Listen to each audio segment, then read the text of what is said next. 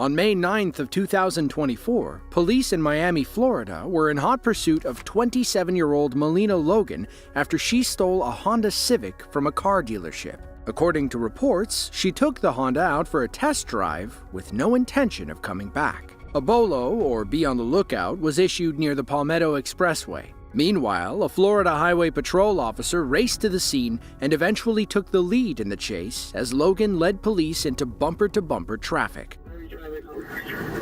Proceeding, get into 58th Street. I'm behind it, 1560 behind it, southbound 826, approaching 58.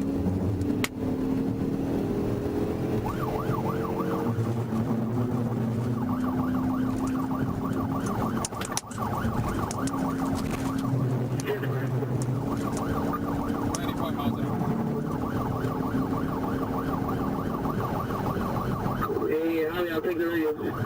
We're southbound now, approaching 58th Street.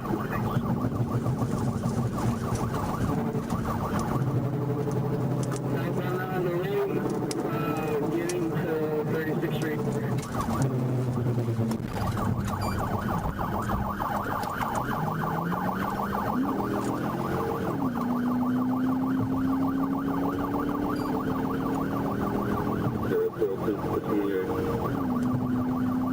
There's no 28 attached to it.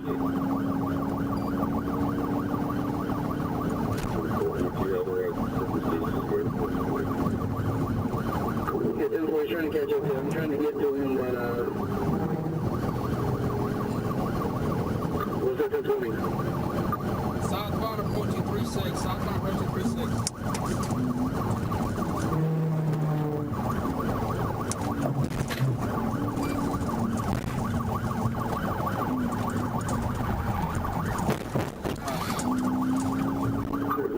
Take the radio because 1049 we're going to get to you. 74, that's 74.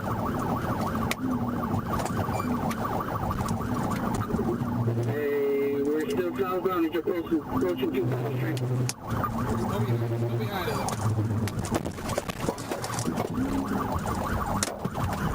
She's signal for a vehicle? She's still going southbound. 1048 advice, she's signal for the vehicle. Multiple signal 4, she's trapped inside the car.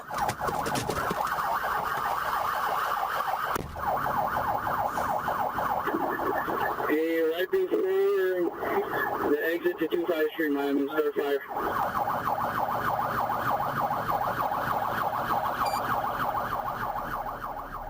Logan didn't make it very far after her leap of faith. She jumped into a lake off the side of the Palmetto Expressway.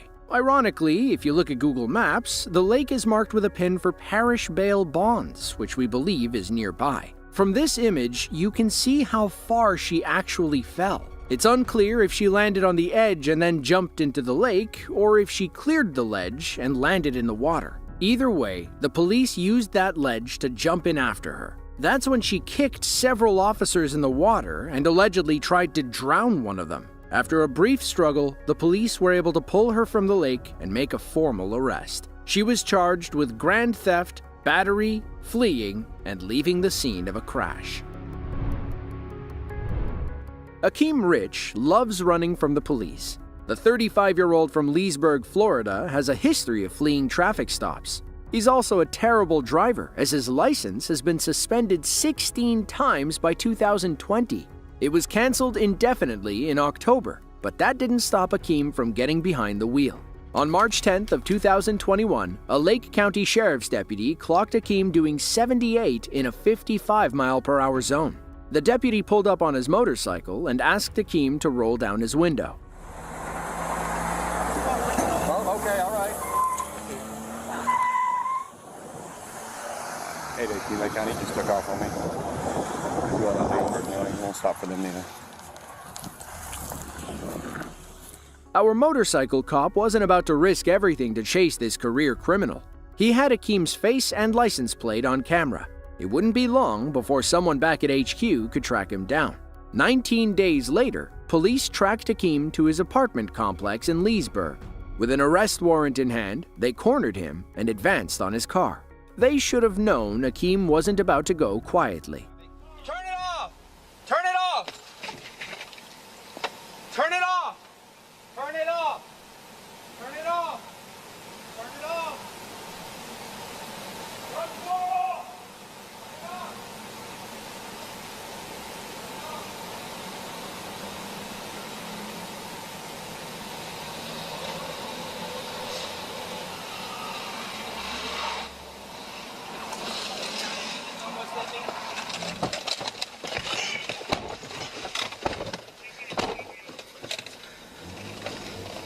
He hit. Stop stick in the street. Akeem takes off after nearly clipping one of the officers with his car. He narrowly scoots by another patrol and takes off down a long straightaway. He weaves around traffic and blows through red lights with little regard for anyone's safety. Up ahead, another officer gets ready with spike strips.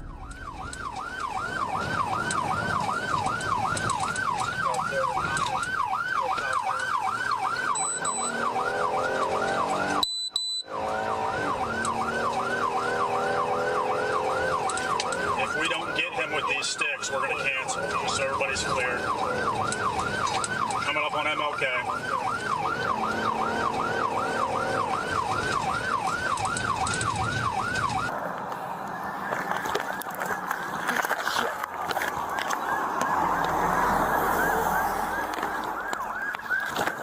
Mystics here. Close, but no cigar. Spiking a speeding car isn't as easy as it sounds. Maybe the other officer waiting up ahead will have better luck. That's code 4 right here, guys. Thomas and Griffin. Actually, stand by. These Burke's going to try to stick in right here.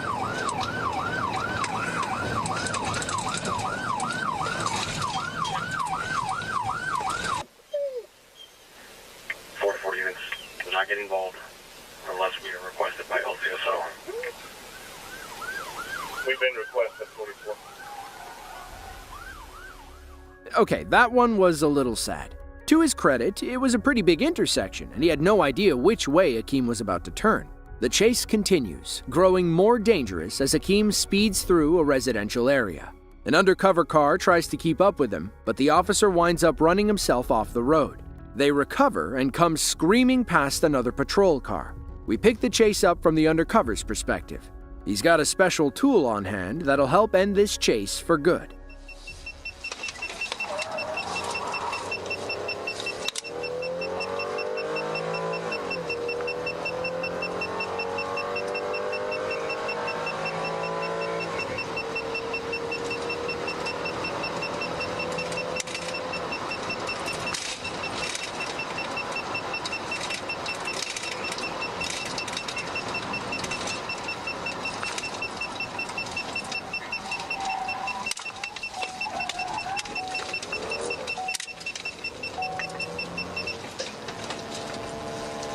It's deployed 7093 driver's side. Let's hang on to the paper tag.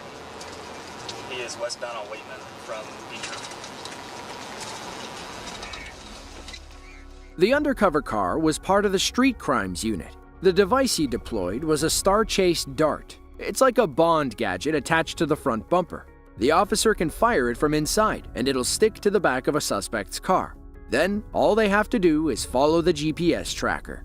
Akeem eventually ditched the car and fled toward the nearby apartment complex. While some officers searched the vehicle, others ran after and arrested him. He was charged with several crimes, including fleeing, aggravated assault, and driving with a suspended license. According to the police in Franklin County, Ohio, stolen cars have become a real issue in 2024. The trend may have sent the wrong message to these two Columbus teenagers. Instead of focusing on their grades, they decided to improve their hot wiring skills. On May 7th of 2024, police in Columbus, Ohio received a call about a stolen Hyundai. They raced to the scene near the John Glenn International Airport, where they saw the stolen car making a sudden U-turn. Now, these young car thieves were heading right for them.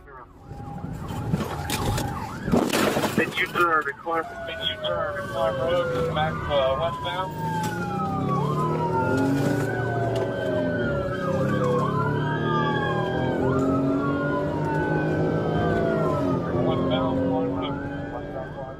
According to police, these teens had a prior history of stealing cars and running from the cops.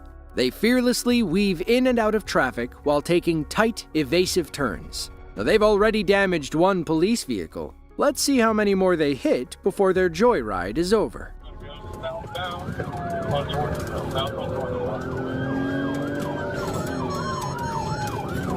631 of them, 640. Thank you.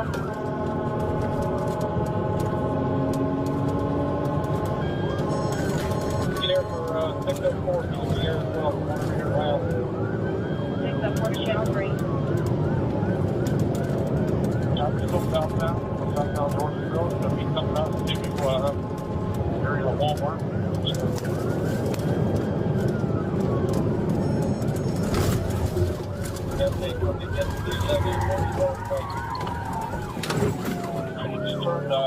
Back eastbound on line from Northville, eastbound line. The road opens up, and the teens hit speeds well over 100 miles per hour. Up ahead, they spot an officer waiting to throw spike strips toward their car. They bob and weave to confuse the officer, ultimately causing him to miss when he throws the spikes. Either these kids learned from the best, or they've been playing too much Grand Theft Auto.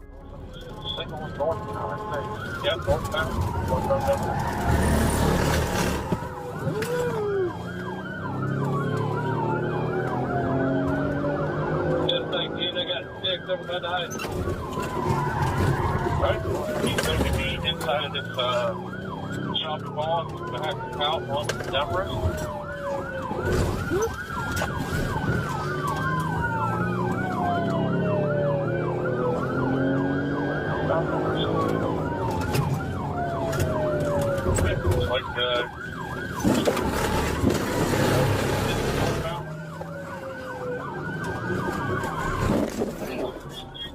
By our count, they've already knocked 2 officers out of this chase. Hopefully, the Columbus PD paid to have that person's headlight fixed. Police in a different car follow the teens through an active construction zone.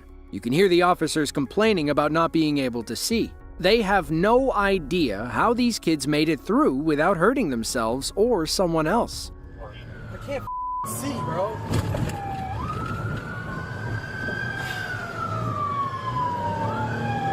How did you make it through this? You ran it all over.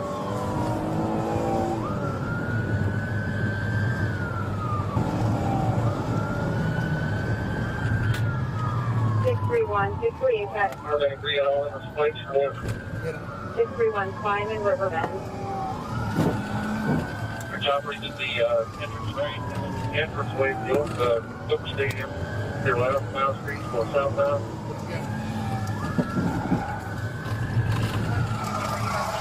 Get out, get out. Back side.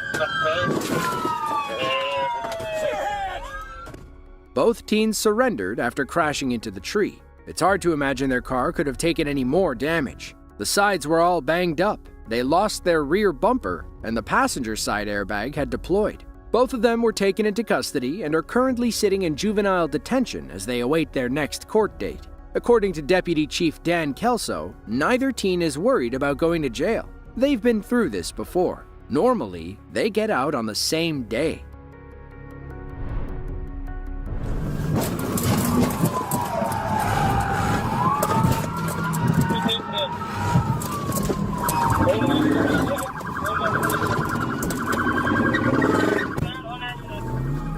Marquez Milner was on pace for a Georgia state record. The 21-year-old nearly became the first car thief to steal a Dodge Scat Pack, survive 5 pit maneuvers, and successfully outrun the Georgia State Police. But the GSP wasn't about to let that happen. On August 19th of 2024, Deputy Bradford with the Clayton County Sheriff's Office spotted the stolen car near Highway 314. He turned around as quickly as he could and topped 100 miles per hour as he caught up to Marquez. A routine pit maneuver should have ended this chase early on, but this car thief believed he was destined for greatness. Hey, he's coming out in 314. 314 heading towards 138. Going upstairs.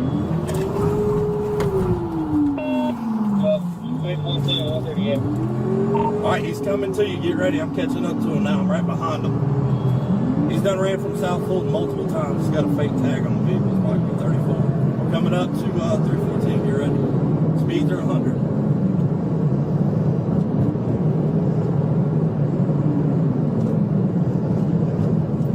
He's probably going to try to go towards Union City.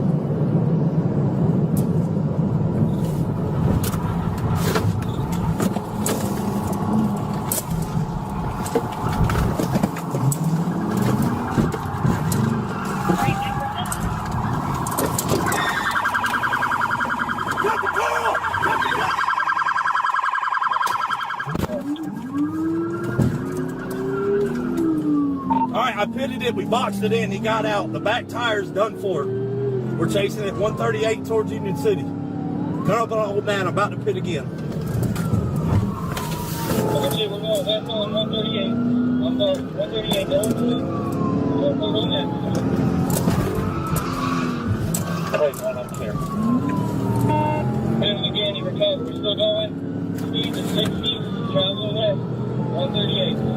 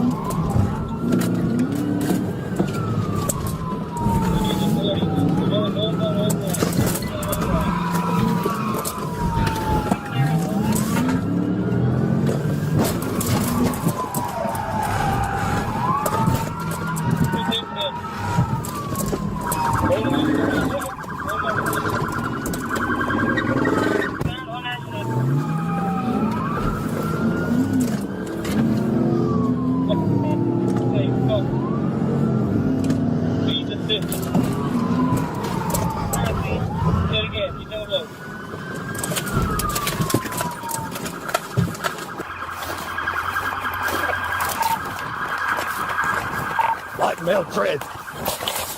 Stop! I'm releasing the dog! Stop! Tase him! Tase him! Tase him! Tase him! White male, we got him. We got him.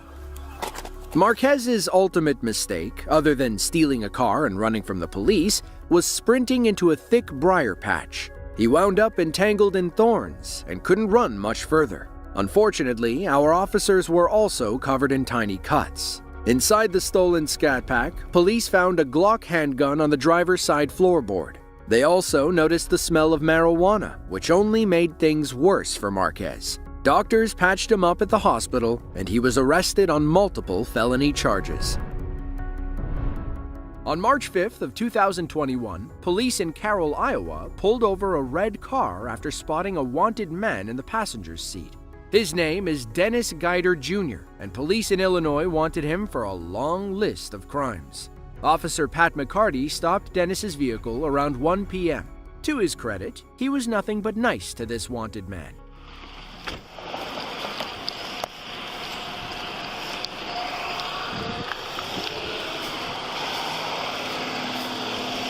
How's it going, guys?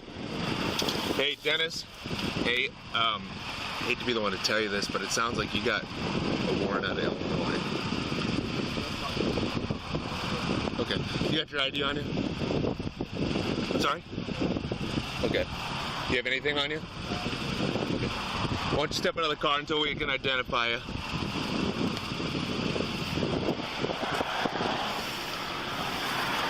You got anything on your person, man?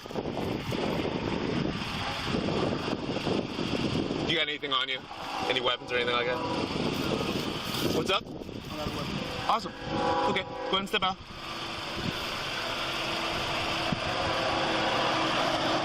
Hello? Go ahead and step out, man. At this point, Dennis has no intention of getting out of the car. He's just trying to figure a way out of this situation.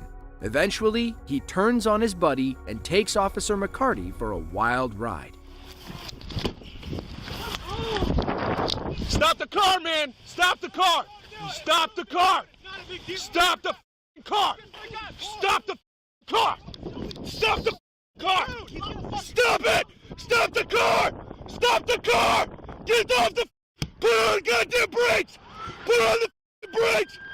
Put on the brakes! Stop the car! Stop the car, man! Jesus Christ!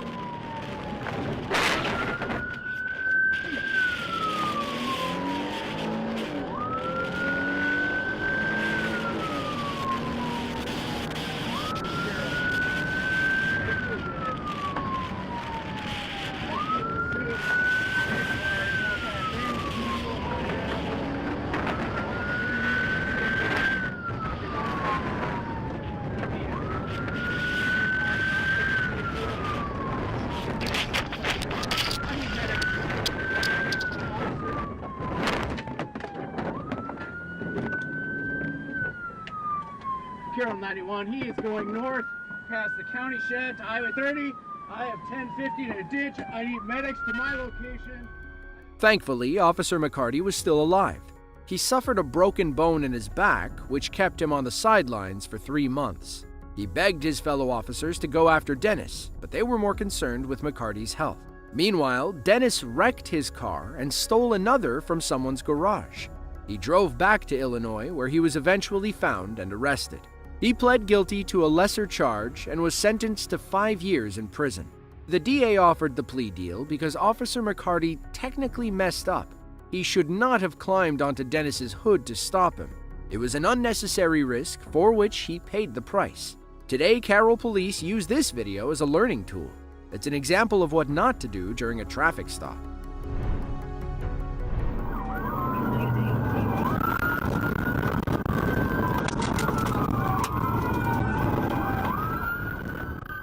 Leland Randolph didn't understand the rules of his parole. The 37-year-old felon had 24 prior convictions for burglary, possession, and unlawful possession of a firearm. All he had to do was stay out of trouble this time. But, as they say, the 25th time's a charm. It was December 2nd of 2021. Multiple agencies in the Lufkin, Texas area had been building a case against Leland for several days. After securing 3 new warrants, police finally moved in to arrest the felon. He had other ideas, leading to this short chase through Angelina County. He's fixing to try to go through the fence.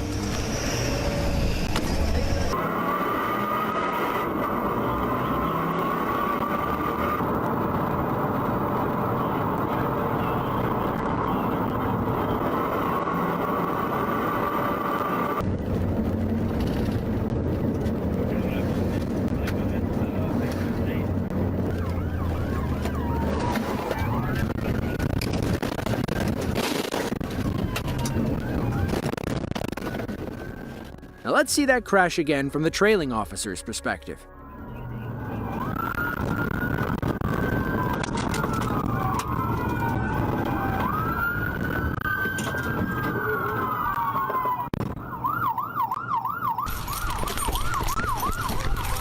Get down!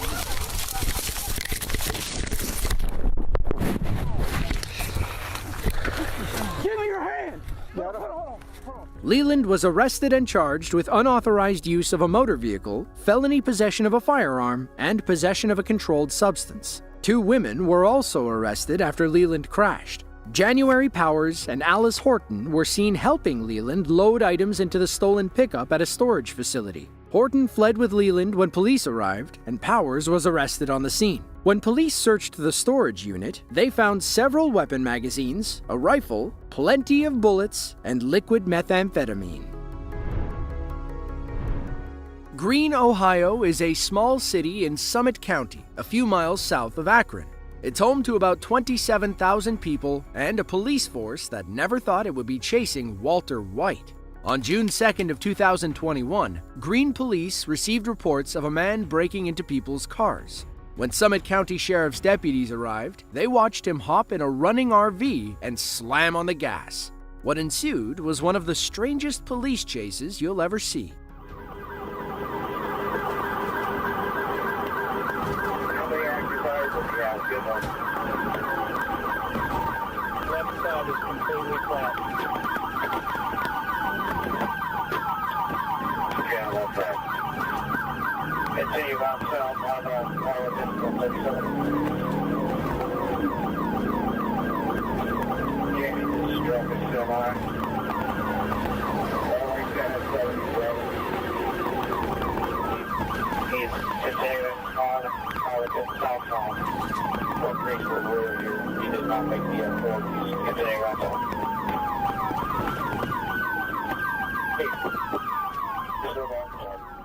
Behind the wheel of this runaway RV is 24-year-old Randy Schiffbauer. Now, this wasn't the first time police had encountered him either. He'd already spent some time in jail after driving into someone's Akron home with a stolen piece of construction equipment. Apparently, Randy liked to take things off-road and through people's backyards. Let me try to get back up front because I have frozen damage already. Over here. here, so save your cars. We can use them, get the dog ready. He's not get stuck here. He doesn't want to go after this. He already got them to practice. And they can through that on the high power side.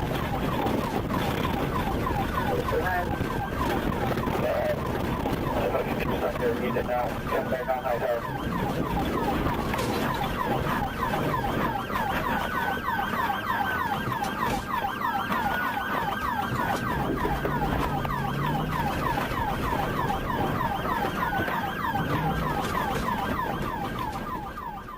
Thankfully, Randy gets back on the road, leading police deeper into this Akron neighborhood.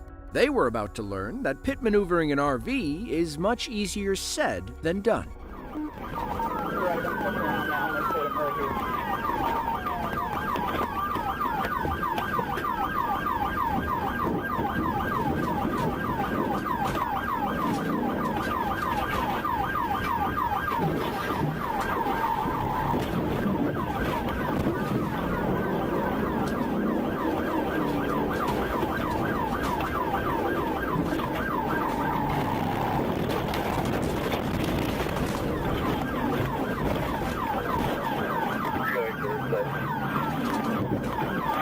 Be ready. Right here's something. He's not gonna go anywhere. Send that dog. Send that dog.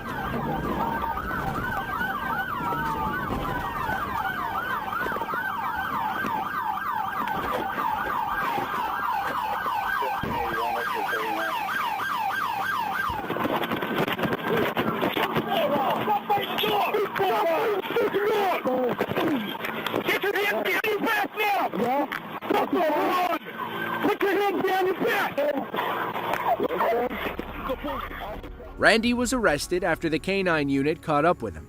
He eventually pleaded guilty to robbery and failure to comply, earning him between 7 and 9 years behind bars. Nobody should ever run from the police. But if you do, maybe drive something faster than a mobile home?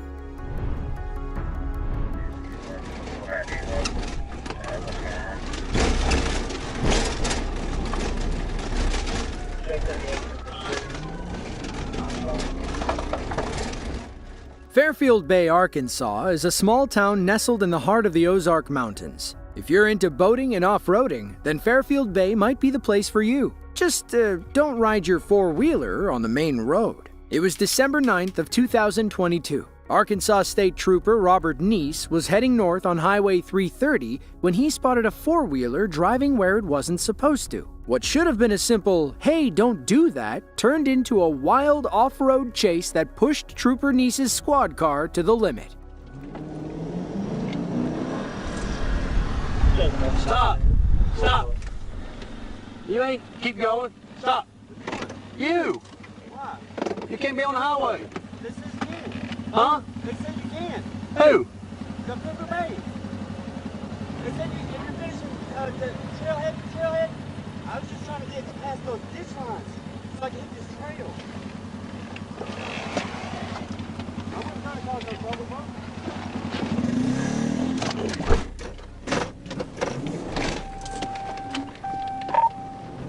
Oh, he just took off on me.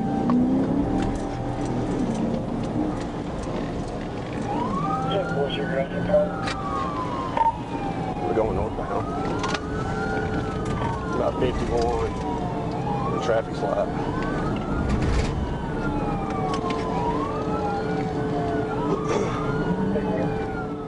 It's right about now that our suspect remembers that he's on a four-wheeler and decides to challenge Trooper Neese to an off-roading battle. Harley Davidson motorcycle jacket. Tattoos on his face. Word.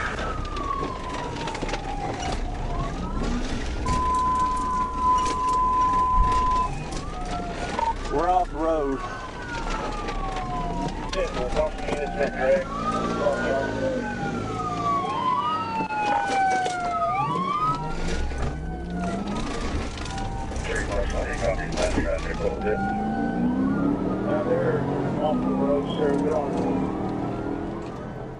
The ATV will never outrun Trooper Neese on the road, and our suspect can only rip up so many lawns until he runs out of gas. If he wants to lose the cops, he'll have to take his four-wheeler to the one place it's supposed to go. He starts heading toward those trails he mentioned earlier. It turns out he knows them like the back of his hand. Fairhaven Road, turn right.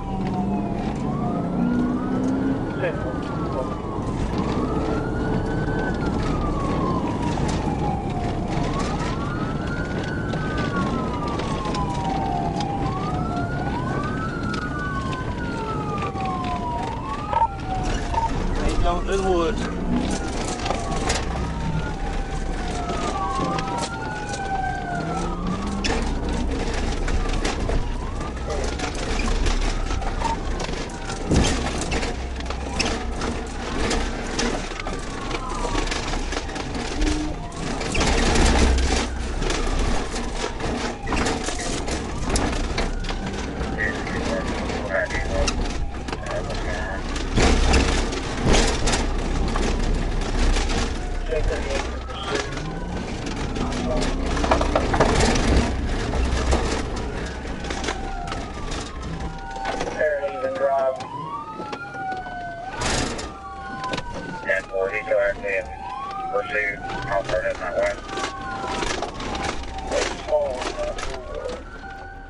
That tiny mistake cost Trooper Neese the chase. He never saw the suspect again. Legend has it that the man is still driving around the woods, looking for his hat and gas can. As for Trooper Neese, we're sure the ASP mechanic had a few choice words after seeing the damage to his squad car. Pickup trucks can take a beating. Just ask this driver from San Francisco, California.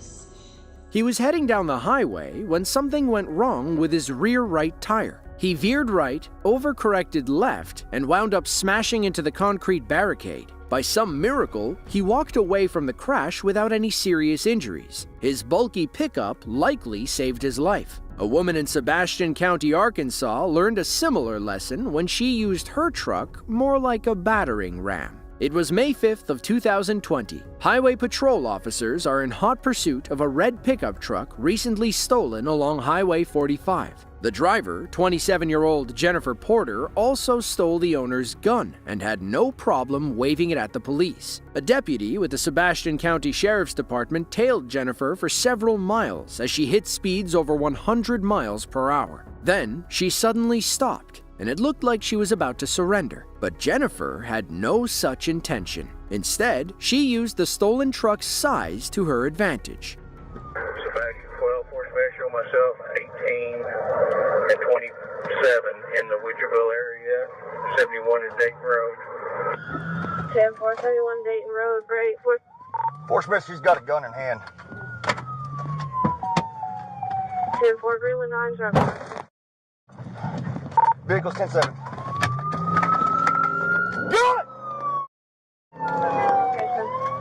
Force Smith, she just ran my vehicle. It's 10-7. She does have a gun in hand. Just continue on Dayton Road towards 71. I'm 10-7.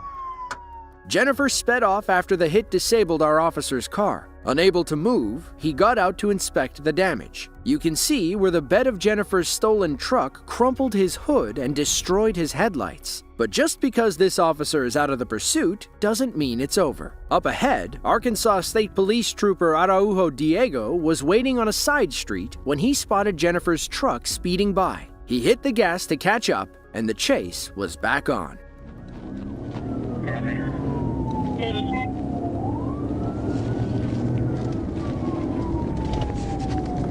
Fort Smith, I'm behind the truck. We're turning north on Browntown. North on Browntown.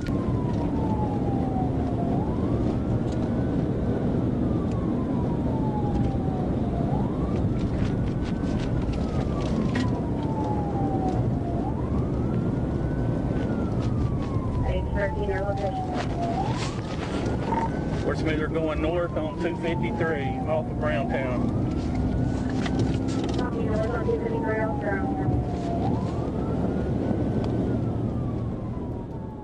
After a few high-speed miles, Trooper Diego finally catches up.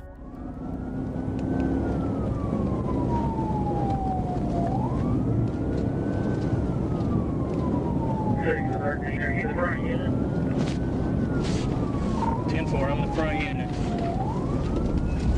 10-4, what it say? I'm still out. How back you going?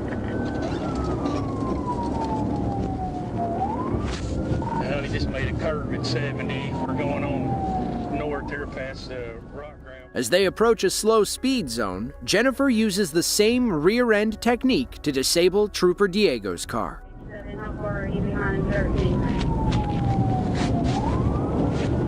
Okay, you I can see it.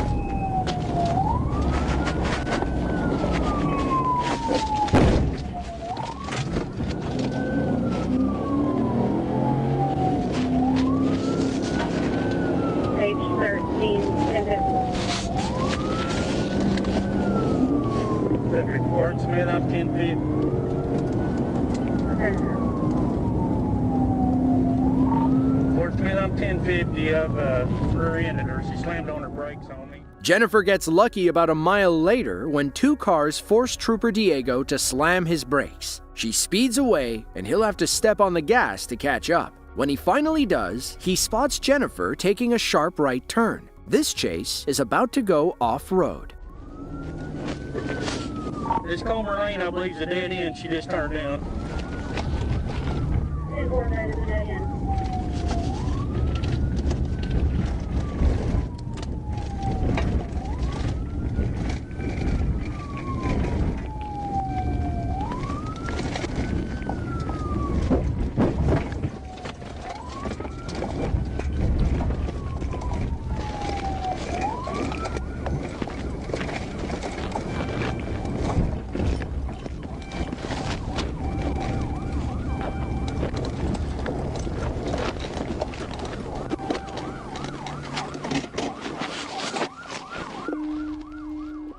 That is the last we'll see of Jennifer for a few minutes. Her stolen pickup can simply go places that our police vehicles can't. Trooper Diego and another officer are forced to turn around and go back the way they came. It'll be several more minutes before police locate her truck. In pursuit time, a few minutes can feel like an eternity. You never know how far the suspect got or who they may have hurt. Thankfully, Arkansas State Troopers located Jennifer speeding down a narrow back road.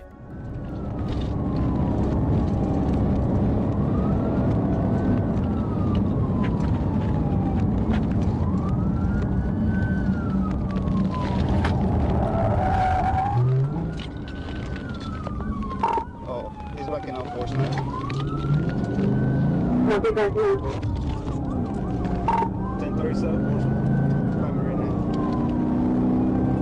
Copy, 1037, primary 7.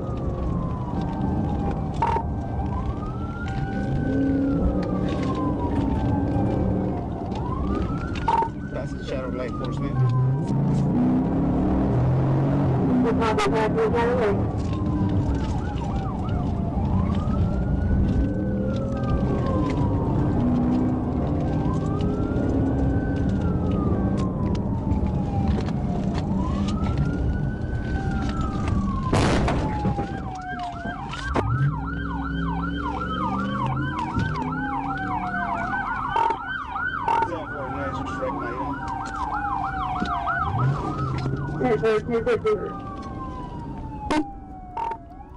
Jennifer pulls that rear-end trick several times before making a beeline for the freeway. That's when she screams past a pair of highway patrol officers who immediately join the chase. We'll stay with them until the end. Jennifer doesn't know it, but her time is quickly running out.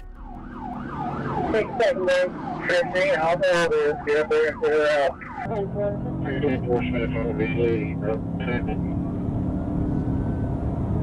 Copy, lead. I'm still on 71.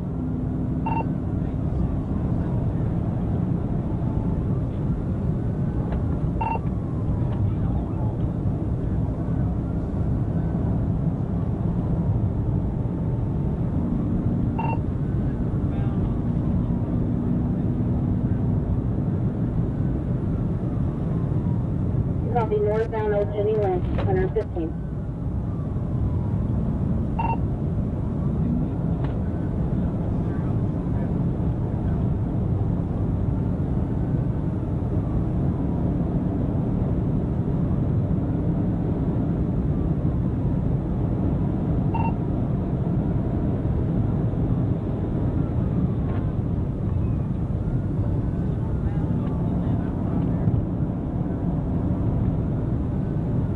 Ten four.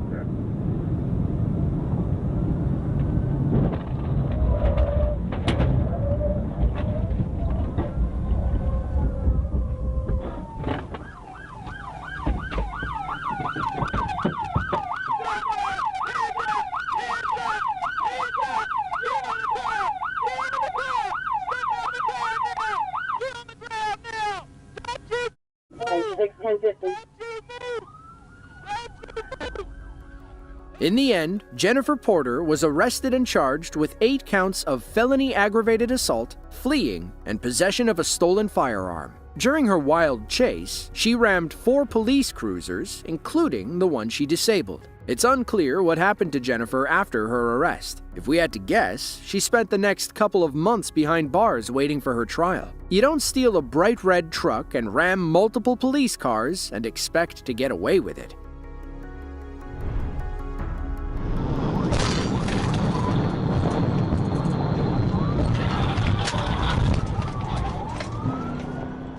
It was February 22nd of 2025. An Arkansas State Police officer was patrolling I-40 when he spotted a gray Mercedes driving too slowly in the left lane. The car was impeding traffic and forcing other drivers to pass on the right, which is against Arkansas traffic laws. The slow-speed driver, 35-year-old Dominic Copenhaver, suddenly flipped the script, morphing into a high-speed stuntman.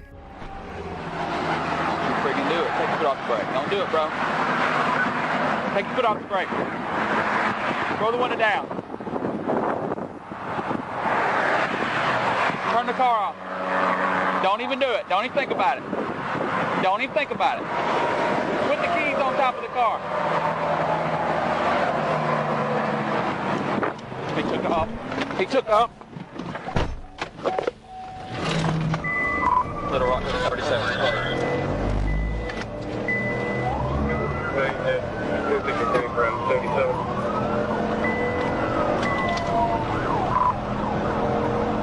Trying to catch up to him. Looks like a white male, possibly mixed male, has got a tattoo on his face. Our initial officer lost sight of Copenhaver on the highway. That's when ASP Trooper Tanner Crossland heard about the chase and spotted the suspect fleeing down a local business strip.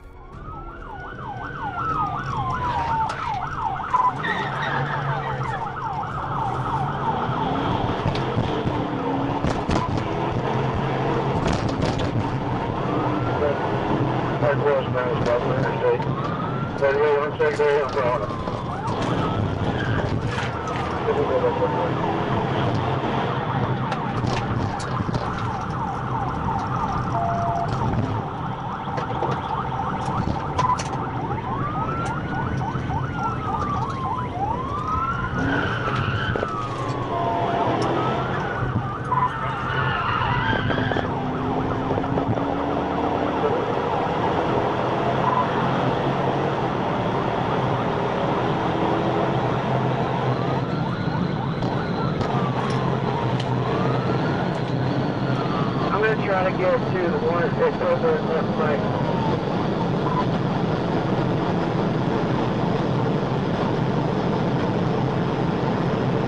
I'm not going to make it in.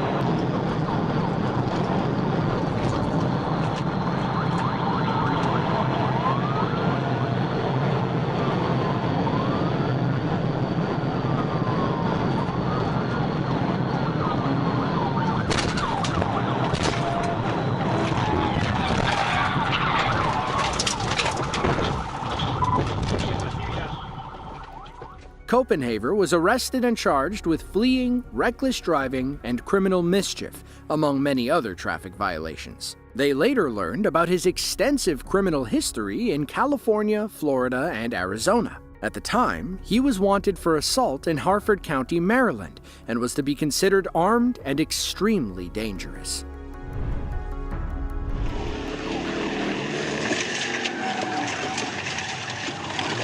TBI A and B, TBI A and B.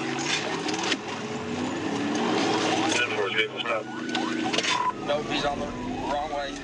On June 12th of 2025, ASP Trooper Randall Schwab watched a black Cadillac speed by his location on I-49 south of Fayetteville. According to his radar, the driver was going over 110 miles per hour with no signs of slowing down.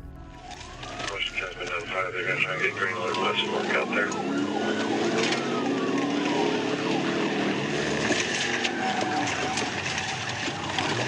TBI A and B, TBI A and B. 10-4's vehicle stop. Nope, he's on the wrong way.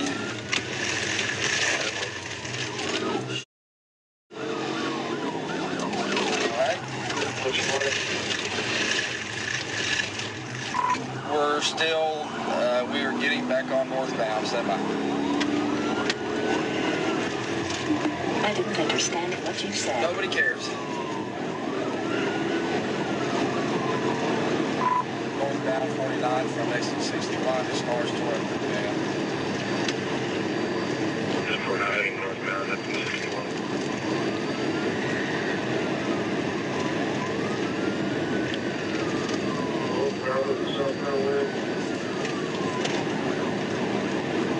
Negative, we're driving the correct way now.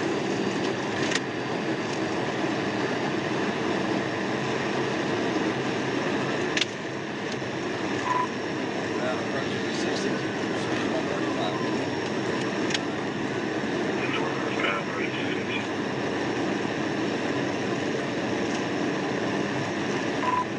Down from 60.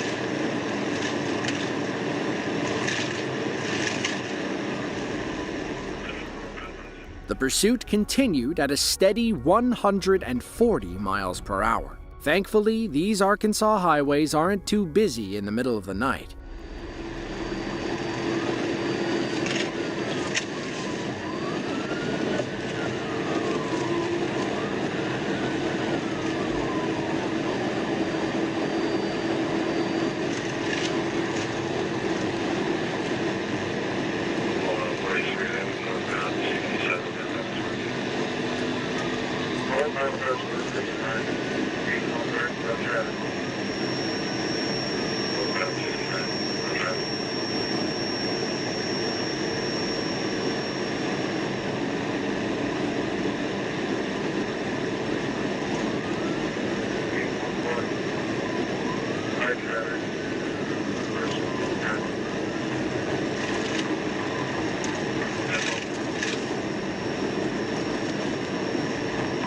Yes, Mike, 70.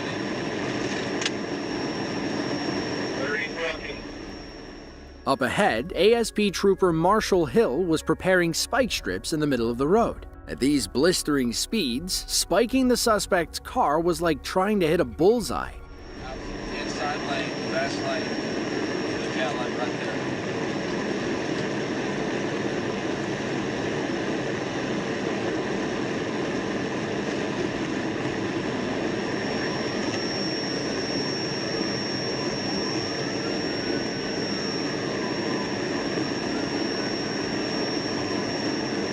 I got to tell you no good or not.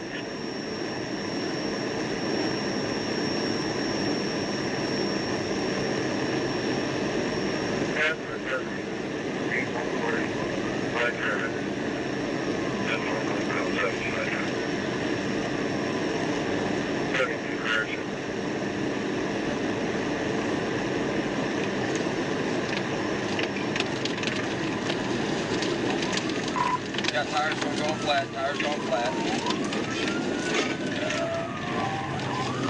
What's our provide do? Get up here one more.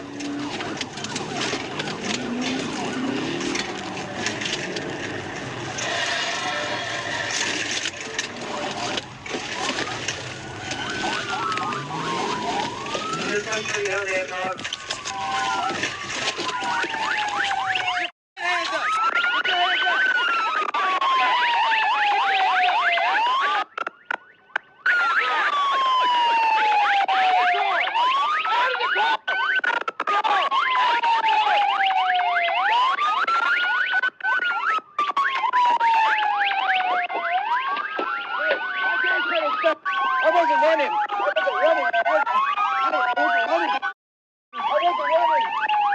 My gas pedal was fucking low. Hey, sir, I'm not lying. Why are you guys? I tried calling 911. The driver, 41-year-old Michael Dorsey, claimed his gas pedal was stuck to the floor. He didn't want to run from the ASP, but what could he really do? Let me ask you a question. Your gas pedal stuck, right? Okay, so whenever we got to 71, you slowed all the way down, you flipped around, you got back on. I couldn't stop. Listen, I TBI'd you over there, you went into the other lane, you came back, you kept going. You're a dumbass, just admit it. In the end, Michael was booked into Washington County Jail on charges including felony fleeing, unauthorized use of property, and driving on a suspended license. It's unclear if there was actually anything wrong with his car. If we had to guess, it was driving perfectly fine until Trooper Schwab ran it off the road. April 18th, 2023. Florida Highway Patrol is in pursuit of 23-year-old Isaiah Cawley. An officer spotted Cawley driving recklessly through Escambia County. He flipped on his lights to pull him over, but Cawley didn't plan on stopping. He'd rather risk throwing his entire life away.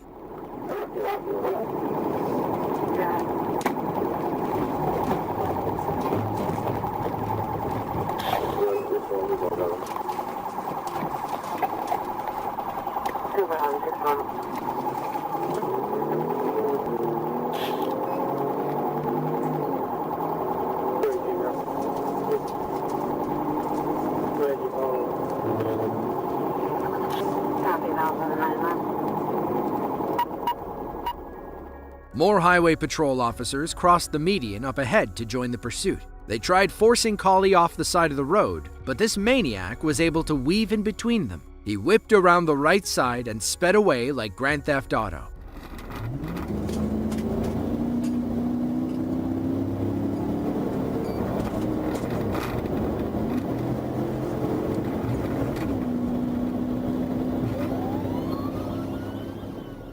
Cawley allegedly had weapons and drugs in the car, which is why he was running. He weaved his white Infiniti in and out of traffic, sometimes hitting speeds over 130 miles per hour. Eventually, Cawley takes the chase off the highway, which is probably the wrong choice. After narrowly missing a passing truck, Cawley drives up on bumper-to-bumper traffic. He tries going around them, but one local driver has other plans.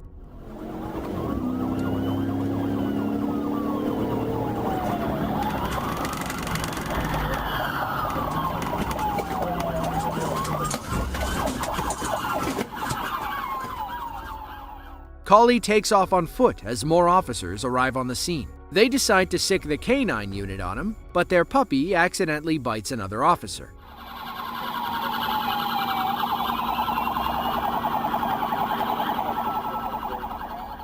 Chaos was the theme of this chase. One officer even crashed into another cruiser while trying to join the foot race.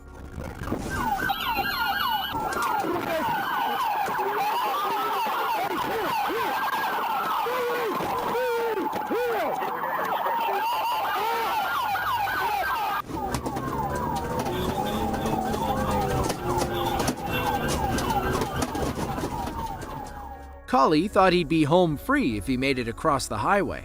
Unfortunately, he was running right into the path of an oncoming truck.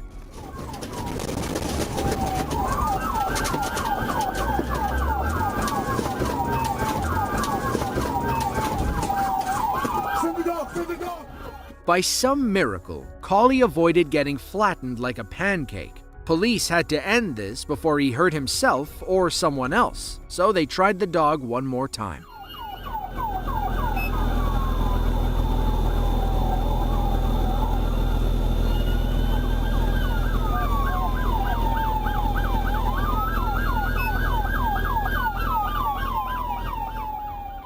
This canine needs another year of basic training. He bit his fellow officer and ran past the suspect. Luckily, police were able to tackle Collie on the road. The dog did manage to bite his arm once Collie was in handcuffs. Collie was arrested and charged with resisting arrest, hit and run, and drug possession. He was held on a $67,000 bond, which someone must have paid. 8 months later, in December, Collie allegedly took a man's life and went on the run. He was arrested in Georgia for first-degree murder and second-degree attempted murder. It goes to show that police can never be too careful. You rarely know what kind of person you're dealing with, especially when they decide to run.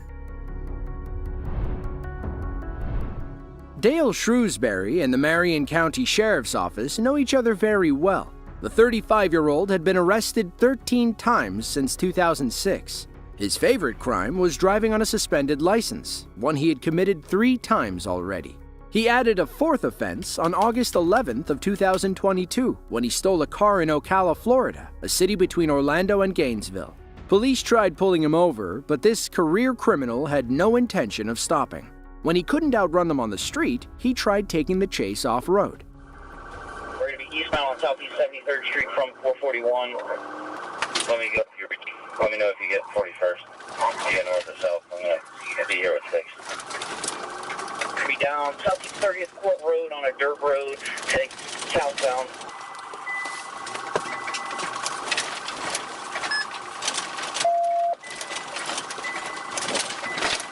Still going to the wood line. Now we're going eastbound away from the railroad tracks and the wood line. Again, it looks like you might be getting ready to bail. His plan worked. The larger police SUV couldn't navigate the trees. Luckily, a canine unit was barreling down a dirt path, ready to intercept Dale when he emerged from the forest. He locked on and did everything he could to keep up with Dale, even if it meant driving across people's lawns and blowing through their fences.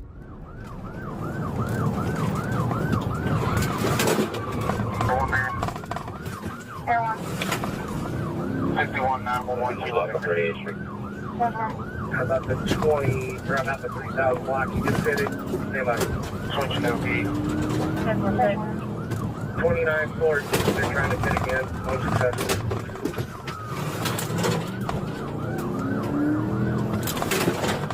Pulling near yard, 3,000 block, outside of the road.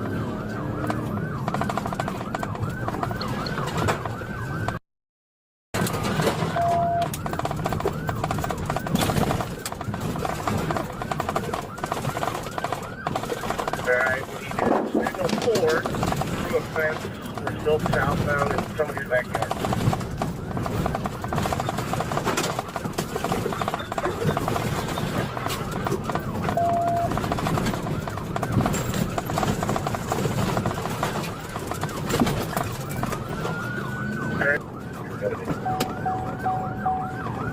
And turning south, I'll be 36 battery.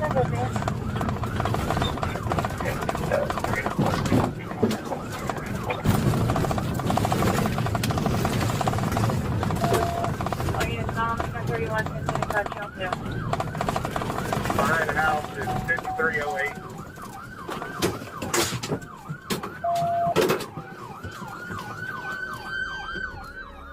Dale almost lost the police for a moment back there, but our canine unit quickly caught up. The dog waiting in the passenger seat was getting eager to take a bite out of crime. Lucky for him, Dale Shrewsbury was on the menu. Let me know if you go north. I'm on 44th Avenue, 46th Street. South.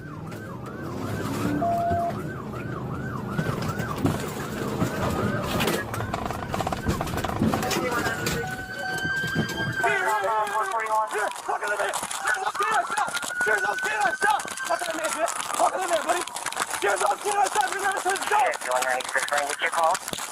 Hey, I was just trying to make you aware. Get on the ground now! Get on the ground! Get on the ground! Get on the ground! Put your hands behind your back! I got it! Police took Dale to the hospital where he was treated for the dog bite. Once he was medically cleared, they arrested him and charged him with auto theft, aggravated fleeing, property damage, and driving with a suspended license.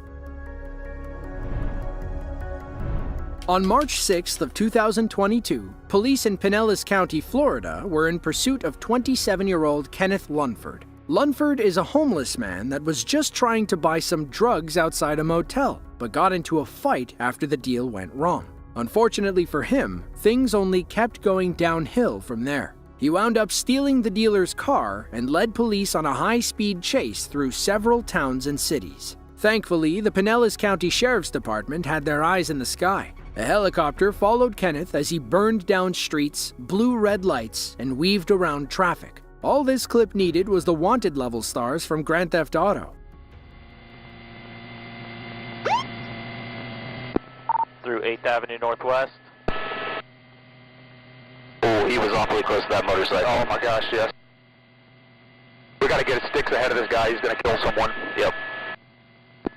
Through 4th Ave. Do we have Squad 3 units on here?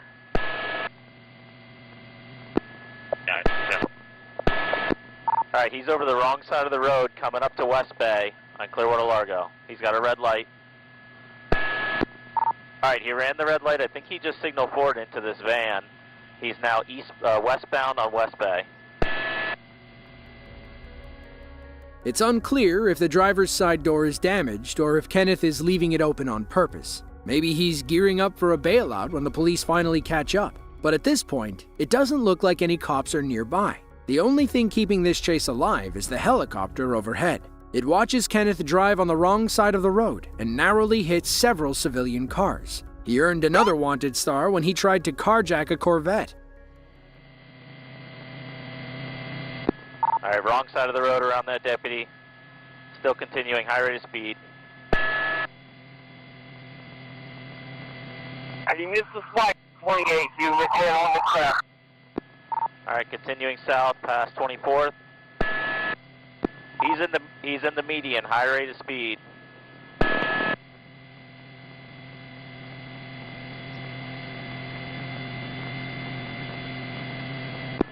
Alright, slowing down at 18th. Looks like he's gonna bail at 18th. He's coming to carjack a Corvette. Black male, blue shirt, blue jeans. Rocky, can you get up there? Alright, that car just sped off. He's back in his red car, taking off, southbound Gulf Boulevard.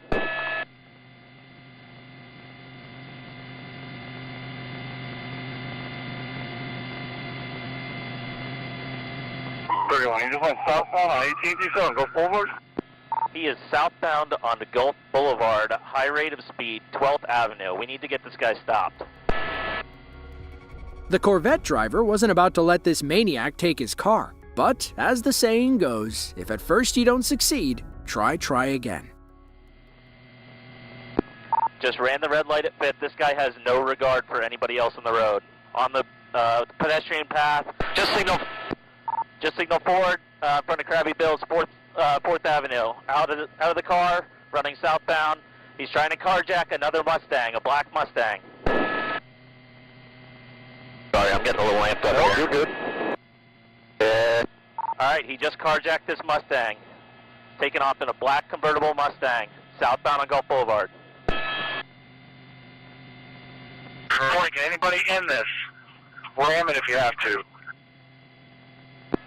I'm right behind it. It looks like that car was involved in the Signal 4, so he's got the back left tires gone.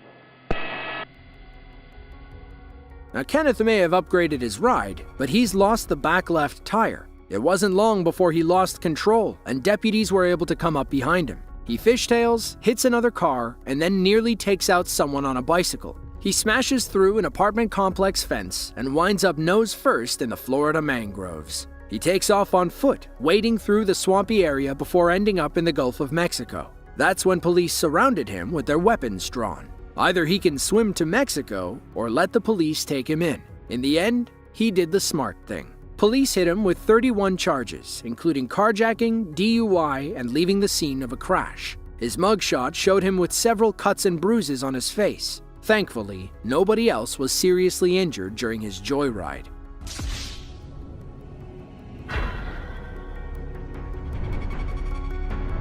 For 20-year-old Cameron Jenkins, April 15th of 2019 was getting off to a bad start. He had just gotten into a minor fender bender while heading westbound on I-71 near Cleveland, Ohio. An officer arrived on the scene and spoke with Cameron about the accident. Meanwhile, the officer's body cam recorded a tow truck driver as he hooked Cameron's car up with him still inside. With the push of a button, Cameron's day went from bad to unbelievable. You can see the driver wiggling between the tow truck and the concrete wall.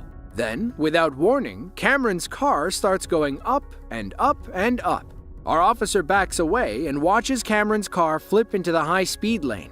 Thankfully, nobody was coming, or else Cameron would have been toast. Cameron said nobody ever asked his permission to hook his car onto the tow truck. He was simply talking to the officer, and then the next thing he knew, he was staring up at the sky. Meanwhile, the tow truck driver claims the buttons to lift the boom had been sticking recently. Management allegedly knew about it, but hadn't fixed the situation. Still, it's unclear why he decided to lift the truck while Cameron was still inside.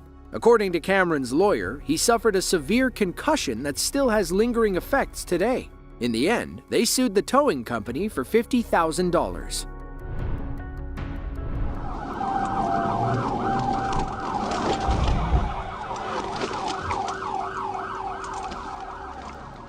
Little Rock, Arkansas, July 7th of 2023. Arkansas State Trooper Michael Ellison was on patrol when a black Tahoe passed him at a high rate of speed. Trooper Ellison was going the legal limit, if not a few miles per hour over, so he knew the Tahoe was driving excessively fast for this road. He activated his lights, at which point it looked like the Tahoe driver was pulling over. If he did, he wouldn't be featured in this video, now would he?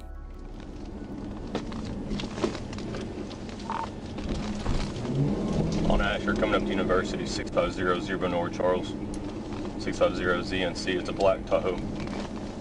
Passed me at about 90. Still rolling towards University.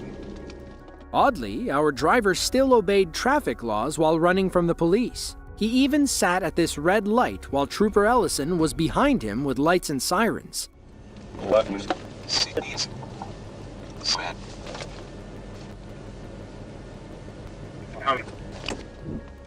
From the light, our suspect led Trooper Ellison into a gas station. Maybe he just wanted to pull over in a well-lit public area. You know, for everyone's safety.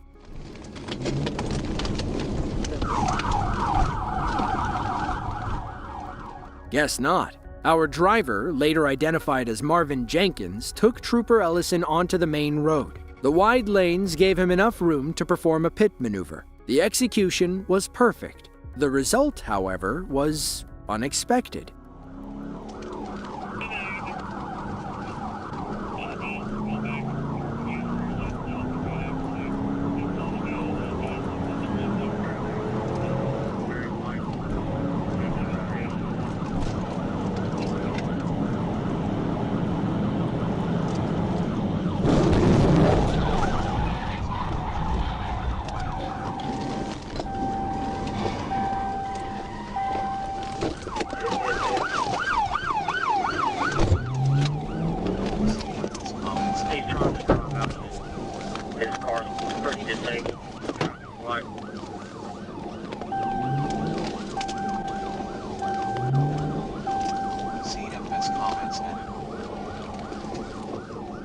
We're just short of 53rd southbound. He didn't have any tread lift on his tires, so there's no traffic on our side.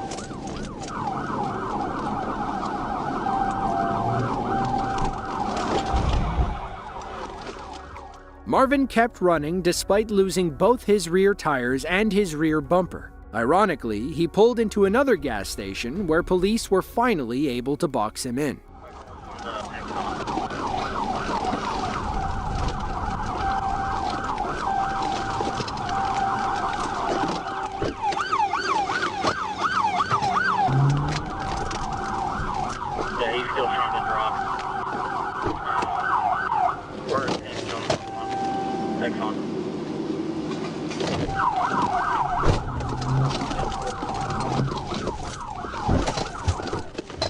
Get out of the car!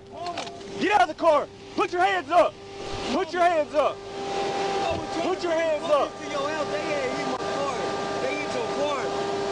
I'm paralyzed, sir. I'm paralyzed. Put it in park. It's in park, sir. Put it in park. It's in park. I'm paralyzed. According to Trooper Ellison's report, Marvin was actually paralyzed. It's unclear to what extent, as he could still run from police and keep his two-wheel car under relative control. He was arrested and booked into county jail later that night. It's unclear of what came of this incident, and we don't know if Marvin served any jail time for it.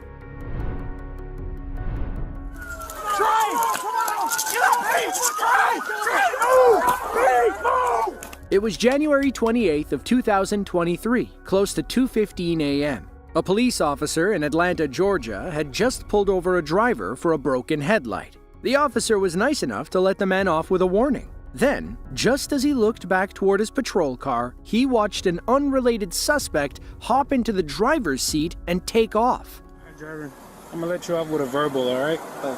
Make sure you get those checked out, all right? It's not safe with you. Yeah, it's not safe out here driving with one light or anything. Yo, back up! Get out of the car! Here! 1410, someone just got in my patrol car. They're going down 166, going towards the lowest stand. A police helicopter located the car moments later and was able to guide dozens of other officers to its location. The pilot expertly followed the driver until he lost control on Hank Aaron Drive and flipped the SUV onto a set of active train tracks. Vehicle and ours. He's whoever got is driving at a high rate of speed with the lights on eastbound. I have eyes on it coming up the connector eastbound. All right, he's coming up to University. He's about a 41 standby.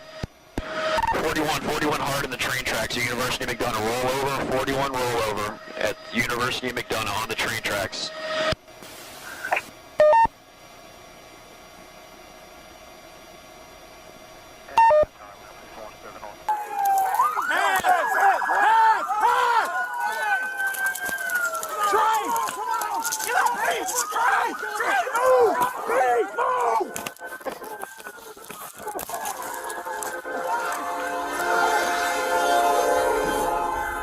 Now let's see that near miss one more time from the helicopter's perspective. Radio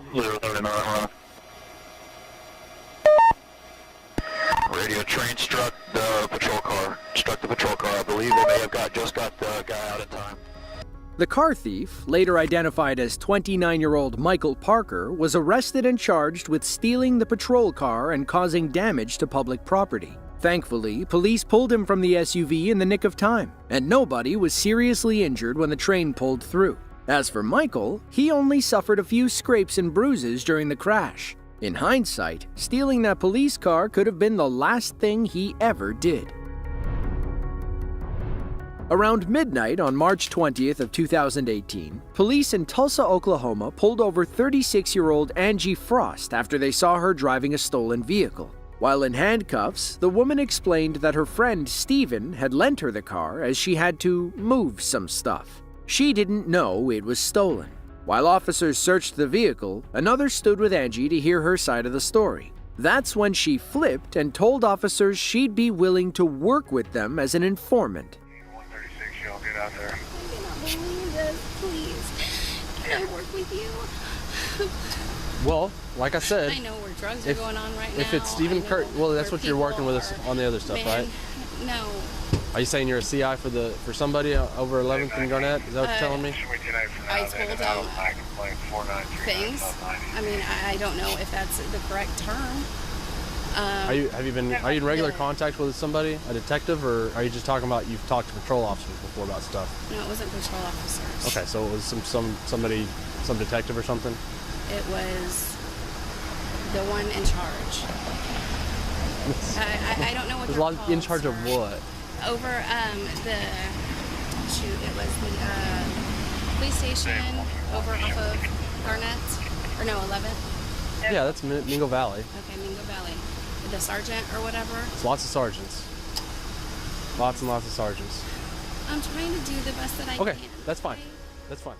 She's either making it all up or she's got a terrible memory. Either way, Tulsa police aren't about to let her walk away so easily. In fact, things only got worse for her from there. It turns out that Angie wasn't legally allowed to drive any vehicle, let alone a stolen one. Another officer says she's going to jail, at which point he puts her in the passenger seat of his cruiser. Then they sidebar, and new information about this stolen car comes to light.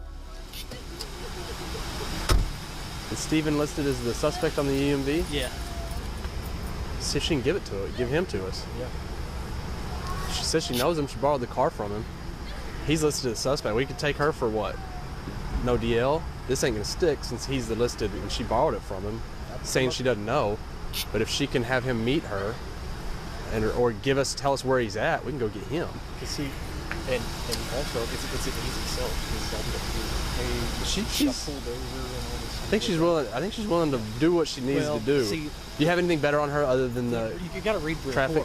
Report says that mom, I guess, found her keys. It was yesterday's date, so Yeah. Thursday. Just not very long ago. So I think it was around 3. Said that found her keys were missing. Found out that son took the car, and then when she stopped the son, he said that she stole the car from him without permission. Oh, he said she's involved. You want to read the report? Yeah. Well, I don't have to. But I didn't know she was involved. that way I didn't know she was on the report. I thought he took it, which would sync with her story. Pull up the narrative on there and read it and see what you think. Inside the cop car, Angie goes on and on about other crimes in the area. Apparently, she knows all the ins and outs of every black market in Tulsa. When that doesn't work, she turns to desperate measures. Keep an eye on Angie after our officer shuts the door. I'd say maybe try to give Steven a call, and she'll give you a number. But the other officer, whoever took the original, couldn't get a hold of him. I don't suppose we're going to be able to either, and I don't feel like spending the rest of my shift trying. Because I think this is all going to be a bunch of BS anyway. I think that's probably the best bet. Is this all gonna? They'll figure it out. That's somewhere in this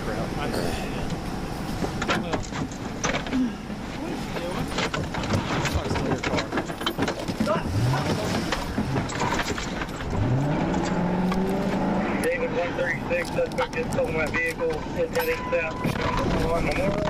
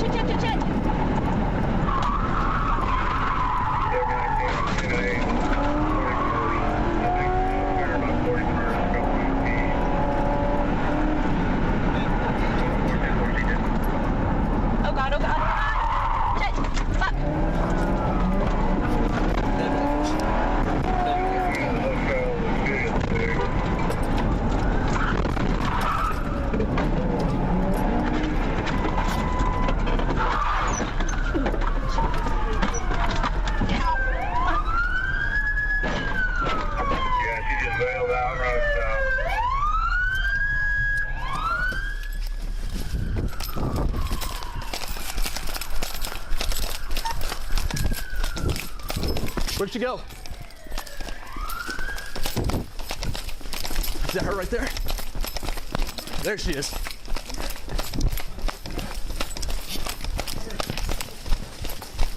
Come here now!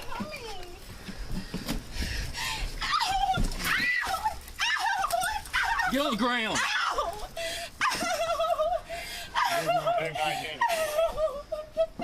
Put your hands over your head. Put your hands over your head. Will somebody unhook her hook so we can put them back behind her back? Oh, please. You can go back inside. She's fine. She's fine. Hand behind your back. Let's go. Ow. Ow. It's in there still. Ow. There's some more sword. Ow. Ow. Now we do got on a stolen vehicle for sure. Ow. Ow. All right, stand up. Ow. Ow. Ow. Anybody got a cage? She's wiry. Where's his? Apparently so. His car is right there. I told you guys I didn't steal that car. You just stole a police car. No, I'm going to jail for over. You stole a police car in front of 3 police officers and eluded. Ow.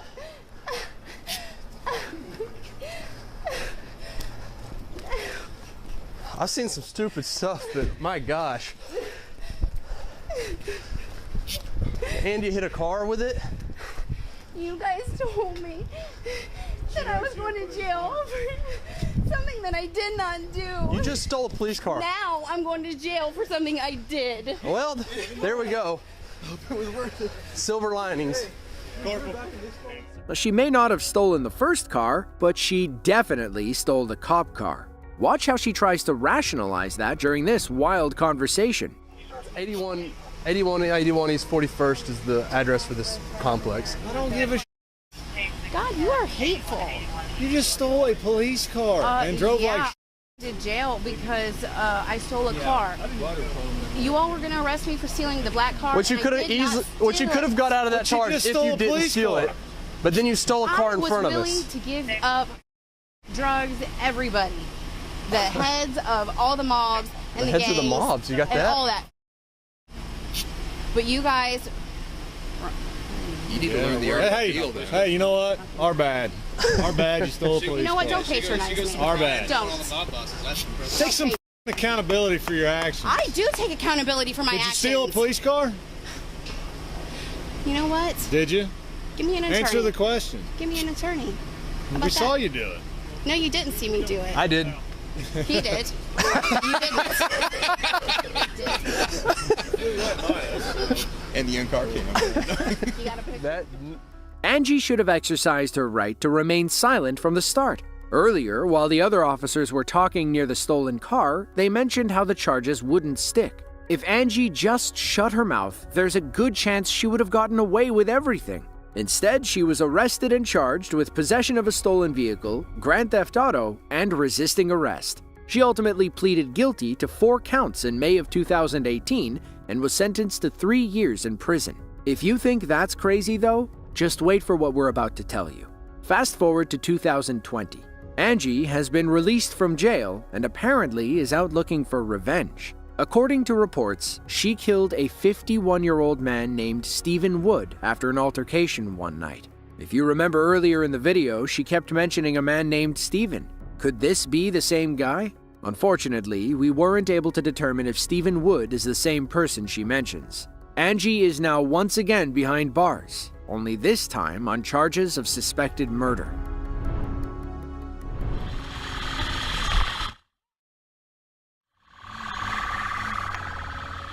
The narrow streets of Brazil don't lend themselves to high-speed chases. That's why cops and criminals prefer motorcycles instead. This nighttime chase through the busy city streets pitted 2 skilled riders against each other. One of them was a criminal willing to risk everything to get away. The other was a seasoned biker cop who could have easily chased this guy all night.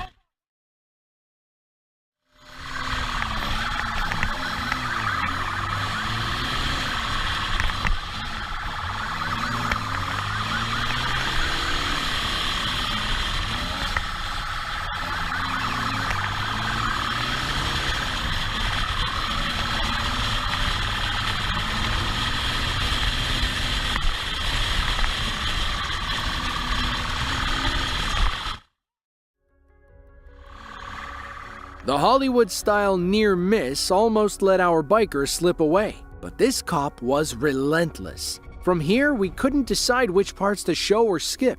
So, enjoy the next 5 minutes of non-stop heart-pounding action through the narrow streets of Brazil.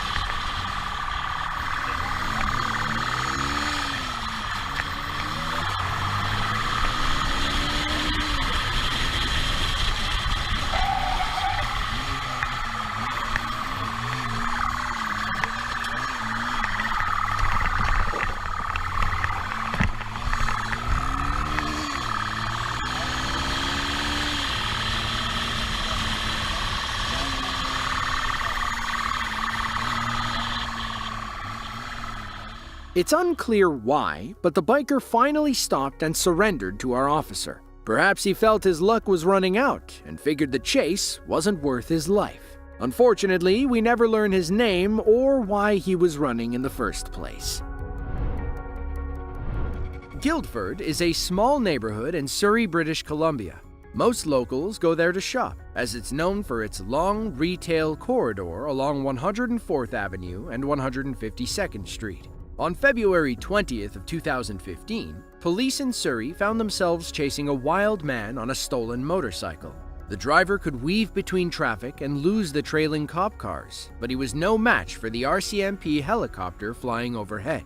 Our skilled pilot helped this officer catch up. Yeah, we get the traffic. Come up to, copy, University here.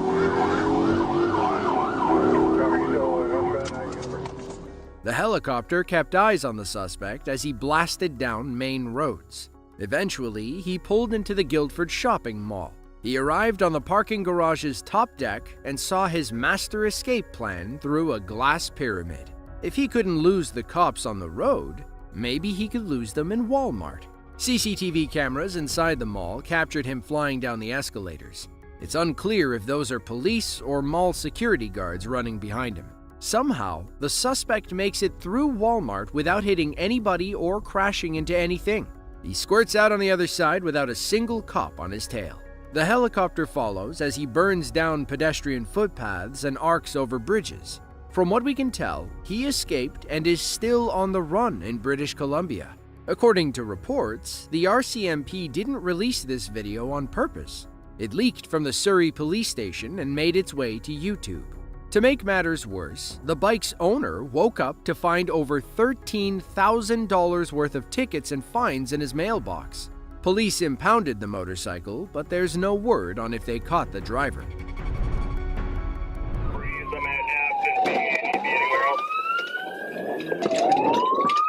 Get out of here. Tell me get out. Take passenger if they bail. Convoy to Washington. Fond du Lac is a small city in eastern Wisconsin. It's named after a French phrase that means bottom of the lake, which makes sense since Fond du Lac is located on the southern edge of Lake Winnebago. On November 18th of 2022, officers in Fond du Lac received a call around 12:20 p.m. about a suspicious vehicle idling on the side of the road. The caller was close enough to read off the license plate. When officers punched it in, they learned that the vehicle was stolen. As we all know, car thieves don't like pulling over when the cops try to stop them. 5-4, he's going to be taken off. Eastbound NF right now. Eastbound NF. 5-4 on the brakes here. W794. 5-4, we're going through the field right now. W794.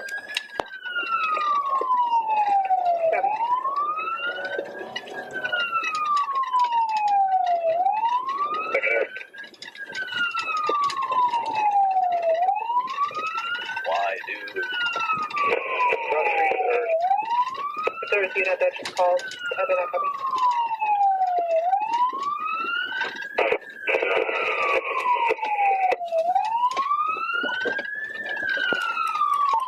Westbound on F.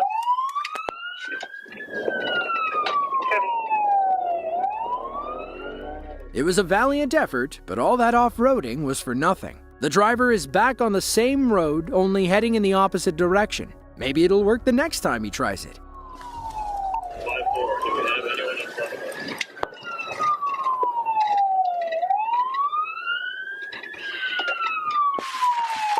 5-4, Eastbound Airport, going through the field right here in the corner.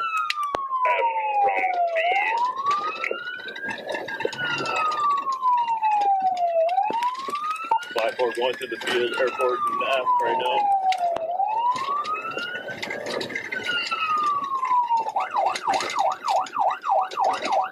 Have to go through the field again.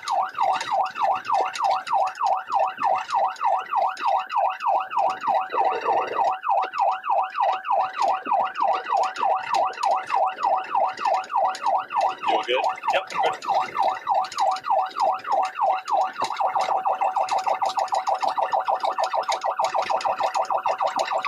37 dispatch, we're close by. Just like before, the driver is back where he started. He stays on the road for a few more miles and manages to put some distance between himself and the police. That's when he gets the bright idea to try off-roading again. This time, his passenger bails out. He probably felt safer in police custody than with this maniac.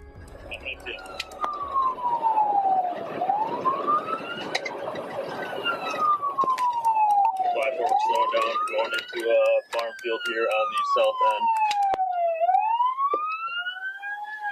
I don't really want to go through that. We need to go left before we arrive. He's wearing a black jean with no defense. 5-4 traveling through a cut cornfield.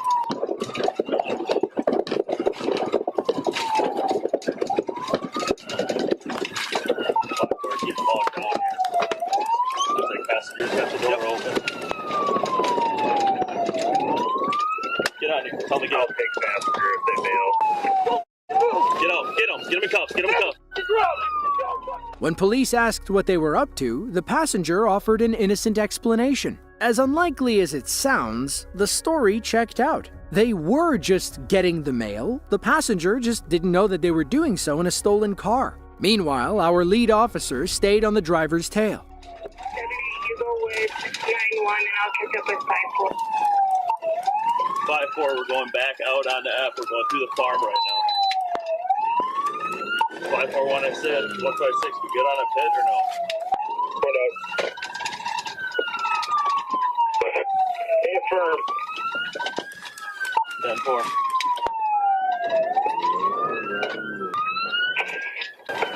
Freeze, I'm at Aspen. Be anywhere else. Check the area. 91 subject, this is Bernie. Should take a fire up in that vehicle. 2 to 5-4, I'm going to try and set up spikes on north of UFC. We're going through the high school parking lot right now.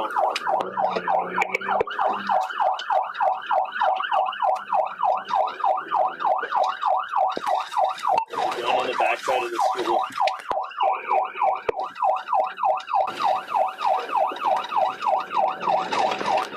We are by the walking track right now. Going through the field by the baseball diamond.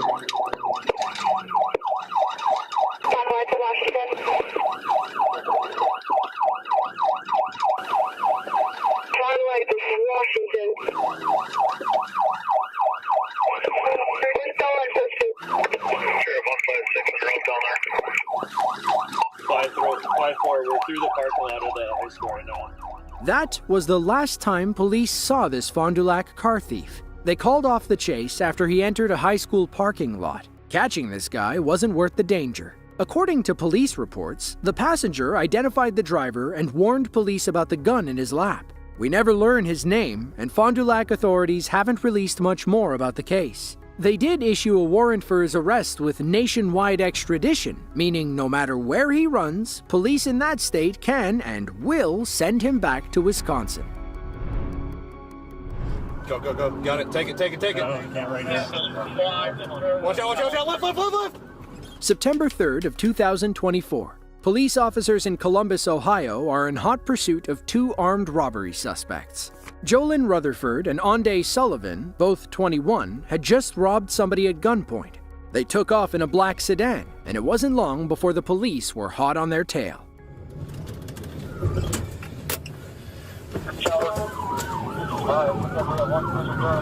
Getting off at May 1, you smell May 71. Was it a dead end back here?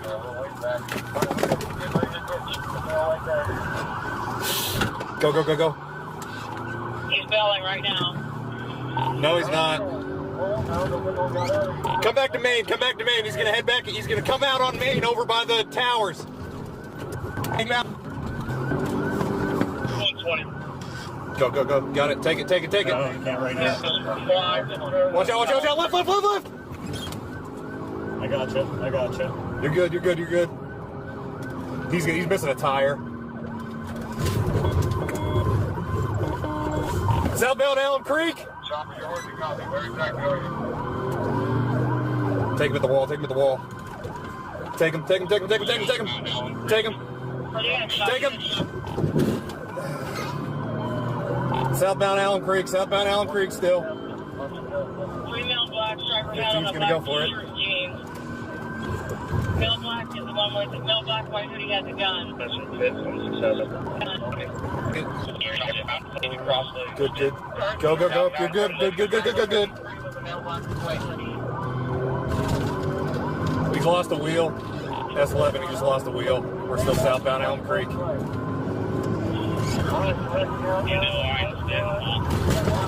We're going to be at Lionsden, bailing. It's hard to hear at the end, but one officer accidentally fired his weapon when their SUV crashed into the wall. According to the local FOP president, the officer drew his weapon when Jolin Ononde took off on foot. The airbag deployed when they crashed, jolting the officer and causing him to fire accidentally. Thankfully, nobody was hurt and both suspects were arrested without incident. A judge set their bonds at $500,000, and both cases are still pending in the Ohio court system.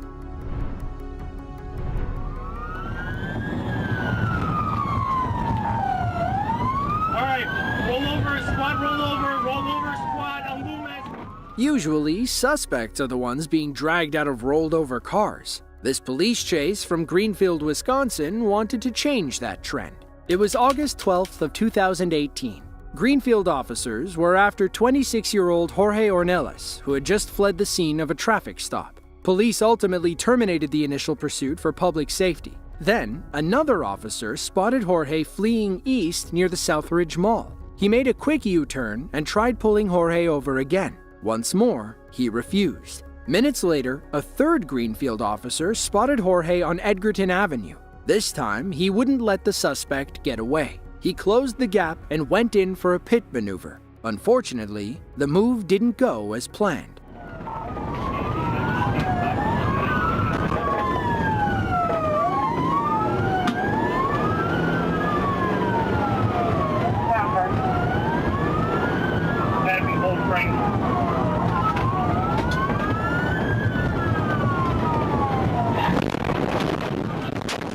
Now let's see that one more time from another officer's perspective. Watch how the pit goes horribly wrong and Jorge gets away, for now.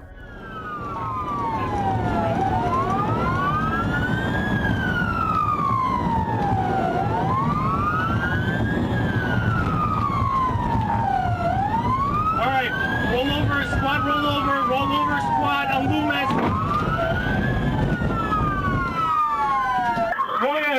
Roll over.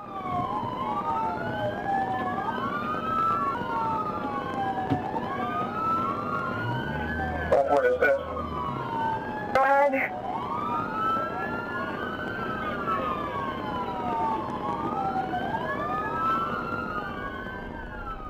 According to reports, Jorge's rear left tire bumped the median during the pit maneuver. Instead of spinning out, he bounced back into the police SUV, effectively pit maneuvering it on his own. Thankfully, the officer was okay and only sustained minor injuries. Doctors cleared him and he was released later that day.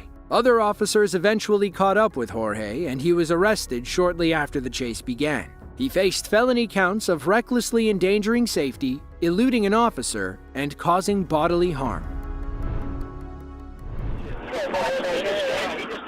August 16th of 2016. Police in Chattanooga, Tennessee are in hot pursuit of a stolen Chevy Impala. The driver, 20-year-old Cordarius Caldwell, was wanted for assaulting a woman at gunpoint in Nashville. He fled the city after stealing the Impala, which he found at a gas station with the keys still in the ignition. Police from both cities and the Tennessee Highway Patrol got behind Caldwell as he raced up I-75 north. It was raining and traffic was heavy. Other drivers didn't hear or see the sirens until they were right behind them. The chaotic chase led to 15 car accidents that day, including this near catastrophe when a highway patrol officer lost control and slid off the road. 925, I'm on him here. Everybody just rolling the vehicle. Shit. Now let's see what happened one more time in slow motion. Watch how both officers involved in this crash were only trying to avoid civilian vehicles. The first police SUV swerves right, forcing our dashcam officer onto the shoulder. At the last second, he cuts hard to the right, narrowly avoiding a head-on collision with the silver sedan. Thankfully, he only suffered minor injuries during the crash. His cruiser, on the other hand, was totaled. Meanwhile, his fellow highway patrol officers stayed on Caldwell's tail. They weren't about to let him get away with this one. Junior, I'm beside you on the right side. I'm beside you on the right side. Advise what we can do. And be in there that's going to storm bad. 925 for 2200, take it out. Yeah, boy.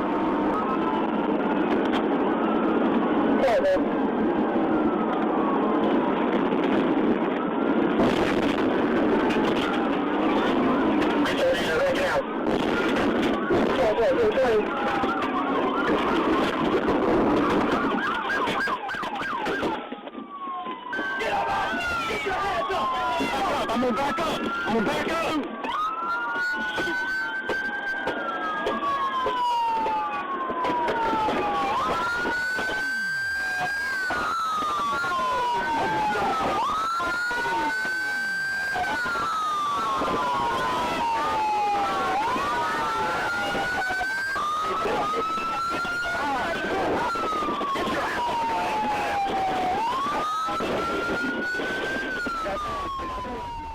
Caldwell was arrested and charged with assault, false imprisonment, vehicle theft, and evading arrest. According to the police report, he struck 15 vehicles, including multiple cop cars, between I-75 North and I-24 East. Thankfully, nobody was seriously injured. We believe Caldwell served some prison time for his crimes, but was paroled several years later. In 2023, he was in trouble again for allegedly trying to kidnap an 11-year-old girl from her East Nashville home.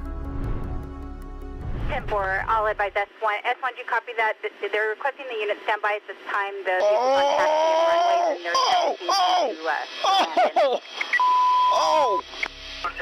On March 30th of 2016, California Highway Patrol officers were involved in one of the strangest pursuits you'll ever see. It began after several calls came in about a Jeep parked on the side of the road near Lemoore Air Force Base in Kings County. When officers arrived to conduct a wellness check, the driver allegedly stepped on the gas and fled. As seen on this officer's dashcam footage, he began driving the wrong way on Highway 198 before entering the base through an unguarded control point. The Air Force doesn't take kindly to unauthorized people on its bases, and that includes police officers. The only people allowed to pursue the suspect were the helicopter pilots overhead. They had to be extra careful too, as an F-18 was trying to land nearby. That's our car, right? Yeah, that's our car. I'm going to pop up 1,000 more, dude, because we got an F-18. 65 S1, are you on the Okay, they just dumped something out of the car. I don't know what it is. The police helicopter proceeding. Something was West Farm. 30 copies. How far away are we? We lost sight of them. They blacked out. Oh, we got it. I'll put my spotlight on them. No. Oh. What? I thought they said they had no aircraft flying. I misunderstood them. They got one. H40, be advised they have one F-18 that is coming into land. 10-4, there's an F-18 coming into land. X-ray 263, is it okay if that helicopter heading east? Okay, the road that he's on is going to turn east. That's the only direction he can go unless he goes out into the field. Okay. I'll advise. Okay, go ahead and put a light on him now, dude. F-18. Advise the road he's on is going to go east. That's the only direction he can go. And security called us and let us know to stay off the airfield. Repeat, we need to stay off the airfield at this time. Maybe the Air Force should be in charge of dealing with this guy. They'll have a special bone to pick with him after he caused this F-18 to abort its landing. 20, go ahead. I'm taking the light off that F-18. All units from SO and 1022 and just let the helicopter follow him. You're senior F-18, our bad guys right 6820, advise all units from SO and CHP to 10. Apparently, this driver loves cutting it close to multi-million-dollar U.S. fighter jets. Watch as he speeds through a parking lot full of them and then crashes into the back of one. Heading to the ramp where the F-18s are sitting. Are there security guys trying to get this guy? I don't know, but...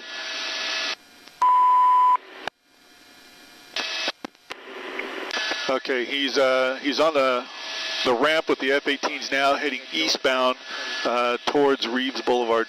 10-4, I'll advise S1. S1, do you copy that? They're requesting the unit standby at this time. The vehicle contact runways and they're Oh! 10-4, I defer to who's on scene. However, if they get the opportunity to pass, it's approved. I don't know what you security guys are doing. S1, copy, deferring to whoever is on scene, but if they get the opportunity, you're approving it. We just had a near miss on a couple of jets, and now he is stopped in a field between the east runway and the east taxiway. 840 driver door is open. Do we have any info on this? What the reason for the stop was? Are they possibly armed? H40, the only want we had on it was a possible 23152. They tried to stop it, ran it as a roller, and it took off. Okay, the driver is now out of the car and collapsing down onto the ground next to the car. Can we land? Yep. H40, we're going to be landing and taking the suspect into custody. Stand by. The police helicopter lands and officers move in to arrest the suspect. That's when they stumbled upon a grisly scene and learned why the driver suddenly gave up. Now let's watch this near miss again. Pay attention to the second plane. As the driver passes, he clips the horizontal stabilizer, cutting it in half. Sadly, the wing smashed through the windshield and claimed the life of his female passenger. The driver suffered a mortal wound and passed away at the hospital later that night. You can see the broken wing in this aftermath photo from the video. Now compare one to what it's supposed to look like, and you can see how driving through one might cause catastrophic damage to your car and everyone inside. As for why they ran, both suspects had active warrants for their arrest. June 12th of 2021. Police in Kent County, Michigan are after two women in an RV. The chase began after a Michigan state trooper saw the RV run a red light at the intersection of 91 and 46 near the Lakeview McDonald's. The trooper tried to pull the RV over, but the ladies inside refused to stop. Up ahead, another officer deployed spike strips near Amy School Road in Howard City. The RV swerved to avoid the strips and struck the police cruiser. Now, it was personal. Another officer joined the chase as the RV drove down Route 131 towards Cedar Springs. On a Winnebago, anyone in position? 5-7 on the post. Try and get position here. 37, I can't load on follow-up. I can start that way. 52186 belt line. Get out of there. They're getting off at the 114. Okay, sounds like they're getting off at the 114 north of Kent County.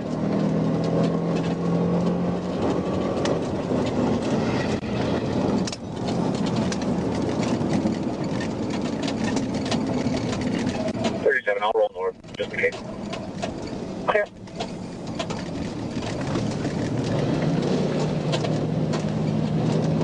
$6106. Go ahead. They hit my patrol car. 6106, I copy. They hit your patrol car.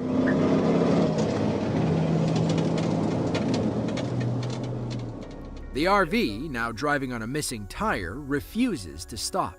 Our officer tries getting in front to slow it down, but the ladies keep ramming him. They eventually spin around as another officer joins the chase. Now, our ladies are heading back toward the highway, only this time they start driving up the wrong side. It looks like they just flipped around, probably heading back towards 131. 14, which is Cameron Road. 14, we're going the wrong way on northbound. Permission to pit. 606414 southbound in the northbound lanes now. Speeds at 43, permission to pit.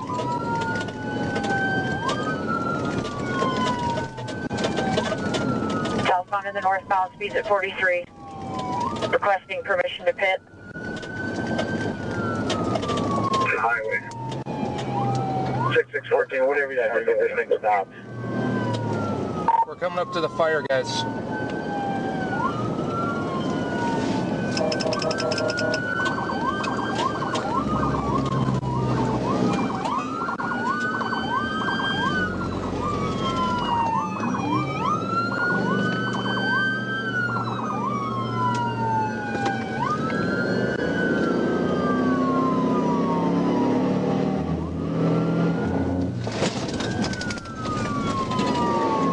Still southbound, speeds at 45.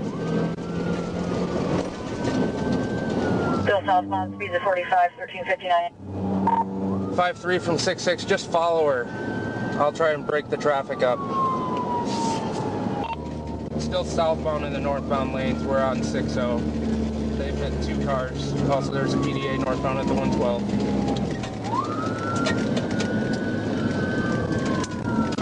6414, I got one at West River heading north.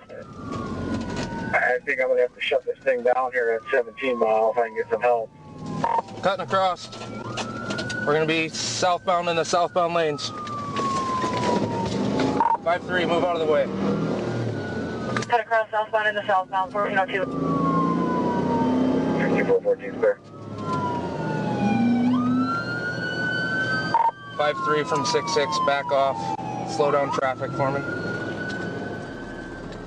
Thankfully, the RV returns to the right side of the road. They were never going to outrun the cops in a Winnebago. Finally, our officer gets permission to pit the RV. Trying. And they're taking the exit 17 mile road here. I think 66. Hey, real quick, what's the hit speed? Yeah, real quick. All units be by statewide 6 is passed, so Kent County can monitor on the stalker. I'll call you back. Kent County says if you need to stop 6, let them know.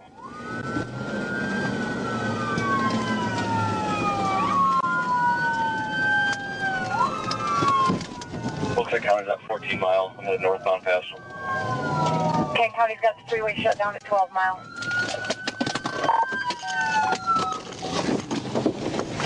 Get out of the car! Get out of the car! Get out of the car! Linda Mankel and Alexandra Anderson thought they were Thelma and Louise. They'd just robbed a bunch of TVs from Walmart and were driving toward Grand Rapids to sell them for drug money. Inside the RV, police also found several empty bottles of alcohol. Given her criminal history, 49-year-old Mankel could spend the rest of her life in jail. Anderson wasn't charged with anything related to the pursuit. It's unclear if she played a role in stealing the TVs.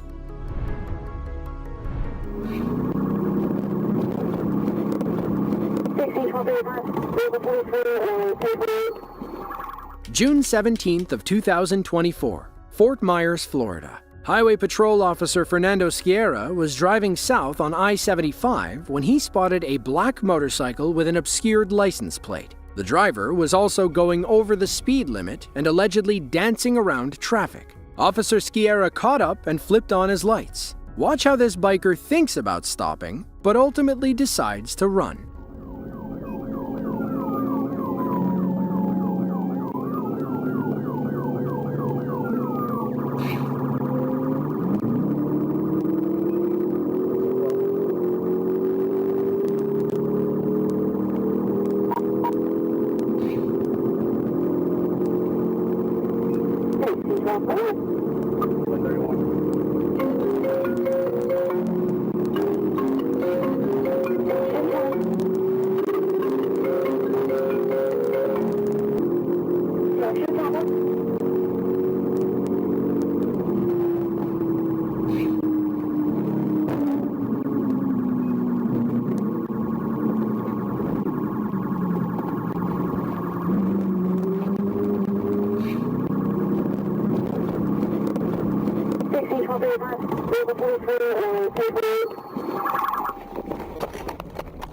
Our biker, identified as 21-year-old Joseph Owens, claims he wasn't trying to run and was on his way back to work when Officer Sciarra pulled behind him. In his mind, driving over 120 miles per hour and weaving through lanes with a police officer behind you doesn't equal running. Something about that equation just doesn't make sense. He was definitely running, but the real question is why? Joseph didn't have any drugs or weapons on him, and we don't believe he had an active warrant for his arrest. By all accounts, he was an average guy who made an incredibly dumb decision.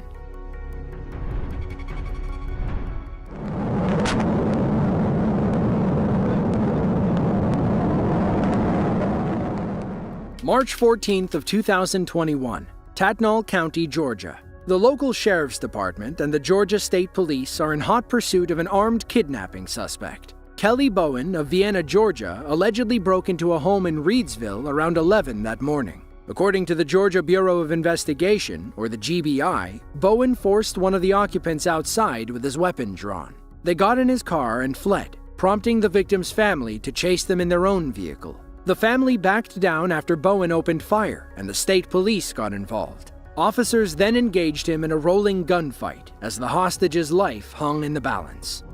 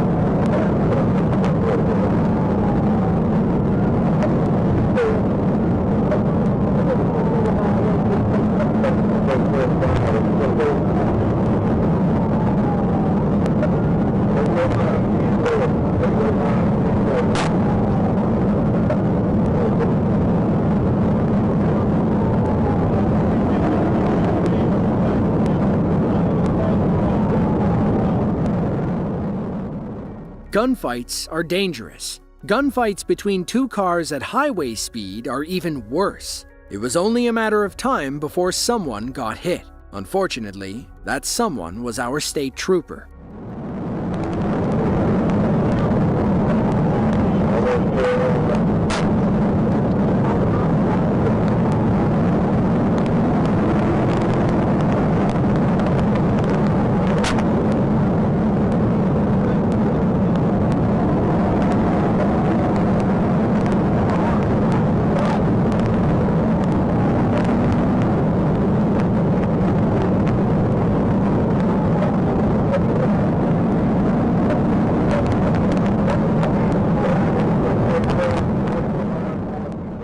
You heard that right. One of Bowen's shots grazed our trooper in the side of the head. 1 inch to the right, and he wouldn't have lived to see the end of this chase. A miracle saved his life, but he wasn't about to waste the opportunity. He stays in the chase, gets right behind Bowen's car, and tries multiple times to pit him off the road.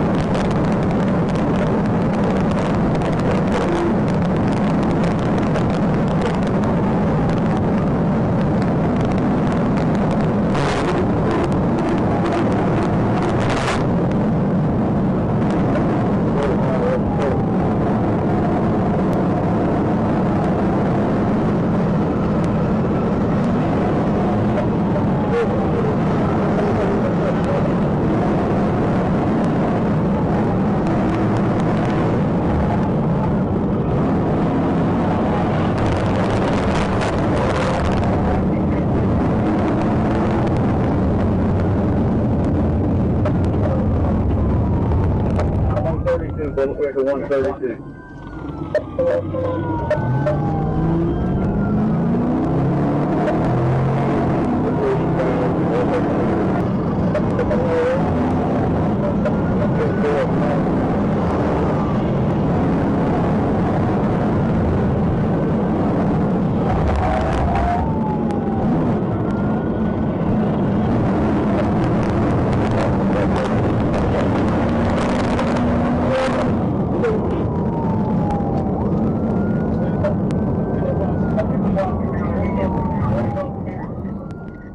You can't see it on camera, but Bowen actually survived that last pit attempt. He skidded onto the grassy median, where he regained control and gunned it for the opposite side of the highway. Officers stayed on his tail and tried one final time to end this chase for good.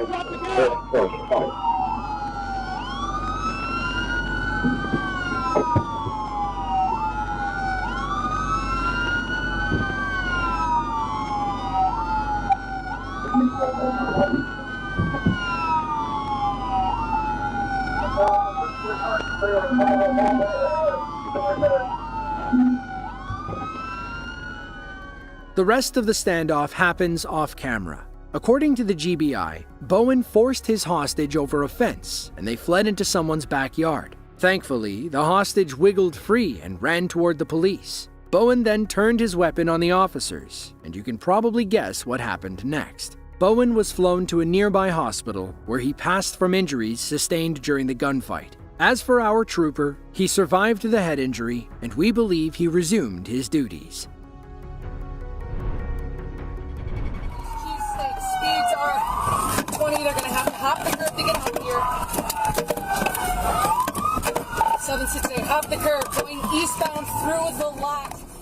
It was August 8th of 2023. A loss prevention officer at Kohl's in Glendale, Wisconsin, spotted suspicious people filling up carts indiscriminately with merchandise without looking at sizes nor prices. According to the officer, the SUV these people arrived in was waiting outside with the engine running. It didn't take a master's degree to realize this was a grab-and-go robbery. Police arrived to spot 29-year-old Lil Cherry Galleon fleeing the store with over $2,300 worth of stolen merchandise in her cart. She loaded it into the SUV, driven by 27-year-old Robert Hill, and the pair tried speeding away. That's when their smash and grab turned into a demolition derby in the mall parking lot. Hit my squad.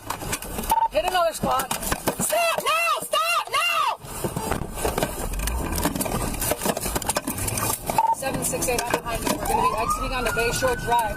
ASU 5215 going through the Washington parking structure. Male black driver with a white wife beater. He's got a flat tire going around past Chubby's Cheesesteak. Speeds are 20. They're going to have to hop the curb to get up here. 768, hop the curb, going eastbound through the lot. Now let's see that one more time from the ramming officer's perspective. We'll continue the chase in their squad car until they accidentally take themselves out.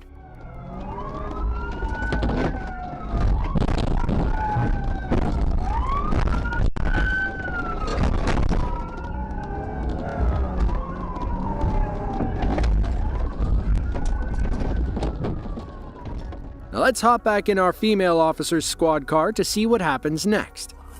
Still in the bank lot, still in the bank lot.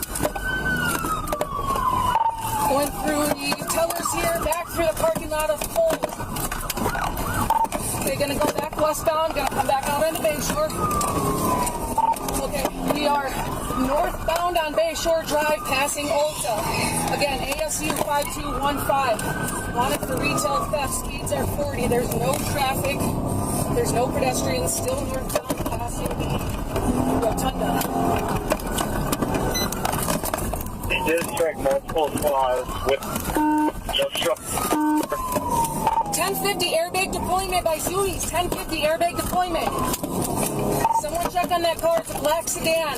It's going to go southbound on Port in the wrong lanes of travel. Southbound in the wrong lanes. Thankfully, our officers kept pace with Mr. Hill as he drove on the wrong side of the road. The SUV was rolling on 4 flat tires and extensive damage. It was only a matter of time before it failed on our would-be robbers. Southbound, coming up to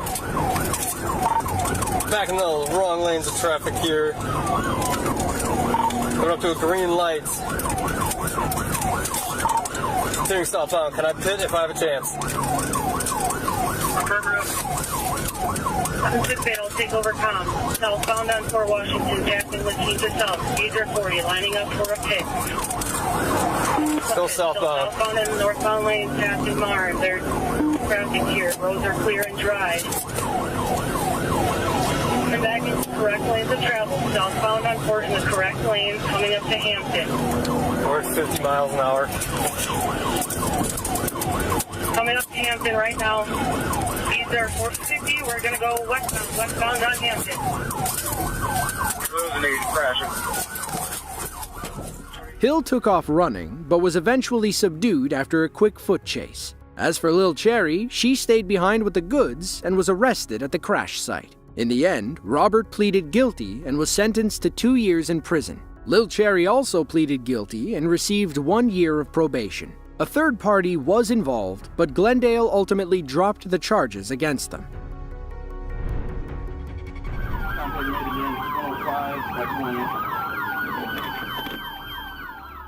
Now, we've all been late for work. Apparently, 23-year-old Imani Edwards of East Cleveland, Ohio, was really late. It was March 22nd of 2019. An Ohio State Highway Patrol officer spotted Imani's car while driving on I-77. He attempted to stop her for illegal window tint. Little did he know, Imani was late for her afternoon shift. Instead of pulling over, Imani decided to run. It took several police cars to box her in, but they weren't enough to stop this tardy employee.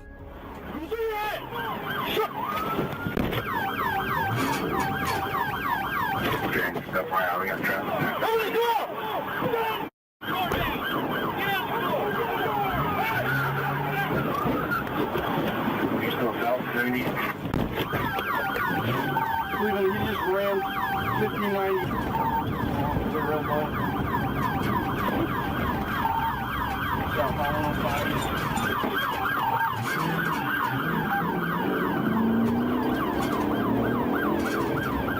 Potential contact with me, vehicle not stopping, continuing southbound.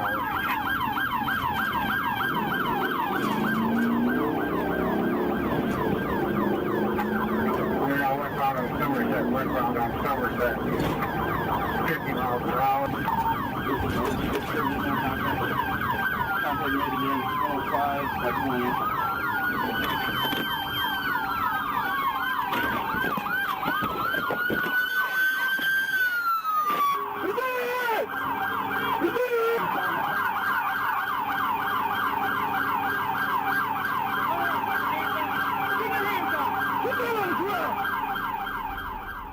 Let's just say Imani never made it to work that afternoon. She was arrested and charged with failure to comply and felonious assault on a peace officer, which is a first-degree felony. In the end, Imani was sentenced to nearly 5 years in prison. The judge also suspended her license for 15 years. She can have it back when she's 38 years old. In addition, Imani was ordered to pay the Ohio Highway Patrol $26,000 in restitution for damaging their vehicles. To quote comedian Mike Birbiglia, "It's easy to be on time. You just have to be early."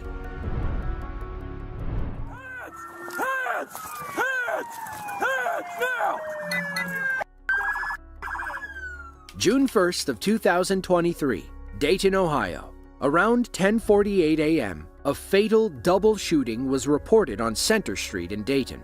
A A woman had called 911, claiming that 57-year-old William Hefner had just attacked her boyfriend and another man.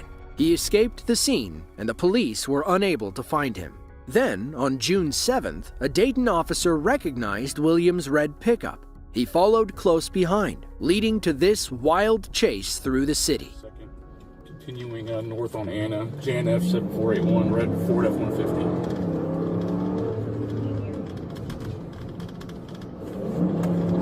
Anybody near me? Give it a second, The Cruzy's taking off, still northbound on Anna. I'm in pursuit. Sarge, you want me to leave here? Yeah, that's right. You said yes. West on Oak Ridge. Honestly, I'm heading that way. In Brooklyn. He's bailing out Oak Ridge Tyson. He's continuing, going northbound on Tyson.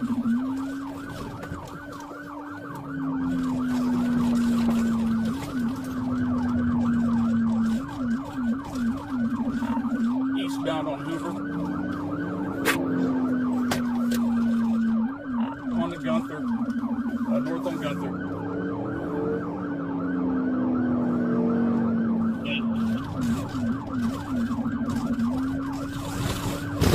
Northbound Gettysburg.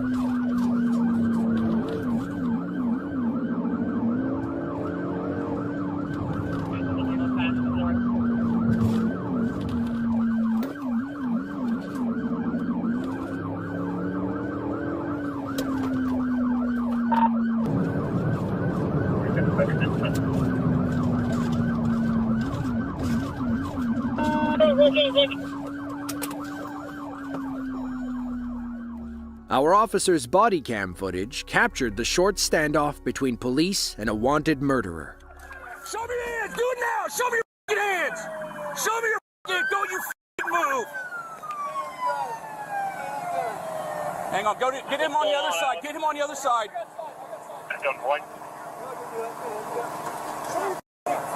Pull him out. All right, slow down. Okay, man. I'm doing good. You're good. Oh, man. You're good.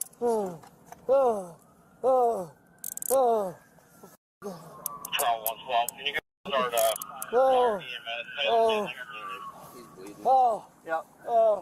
Get a good search on him. Good work, people. William's bond was set at $1 million upon his arrest. He was charged with 2 counts of murder, 3 counts of felonious assault, and a slew of traffic violations racked up during the chase. It's unclear what led to the altercation that claimed the lives of William's victims.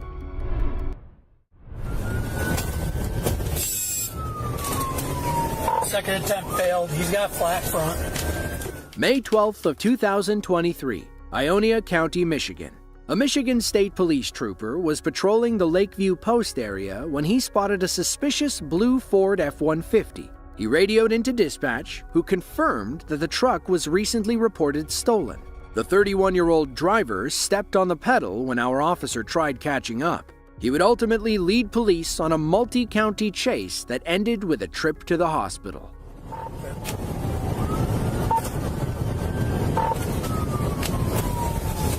Spikes hit. Spikes hit, 2015. Continuing past South Drive on 44. Not sure if he's going down yet.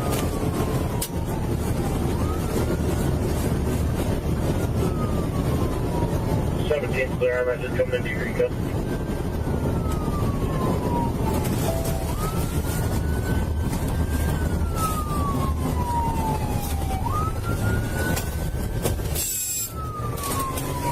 Second attempt failed. He's got flat front. Looks like we might come into a stop on Wasabas. There's Sparks. Turning north on Wasabas Road. Clear north on Wasabas Road.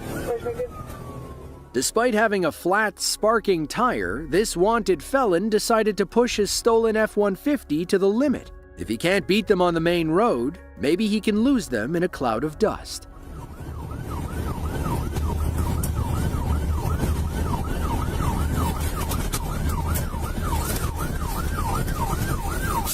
Central, turning east on Wilkins. Clear east on Wilkins, 2026. On paved road, no traffic, speed is about 60. Incline. Clear 1600.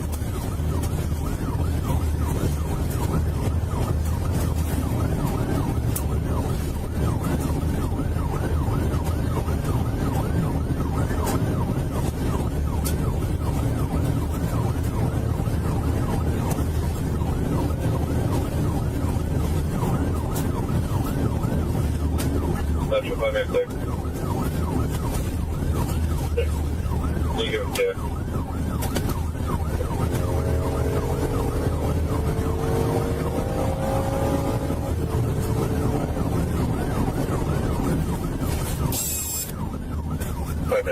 Central. 516. Jesus, guys. Freezing on the door. I'll be clear. Central 36. Looks like you've wiped out on Conley and Elkins.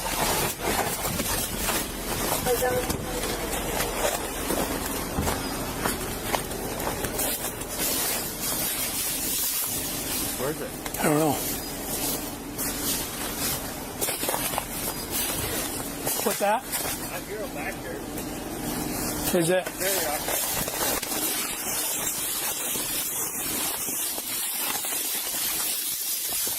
Central 36 down in the ravine.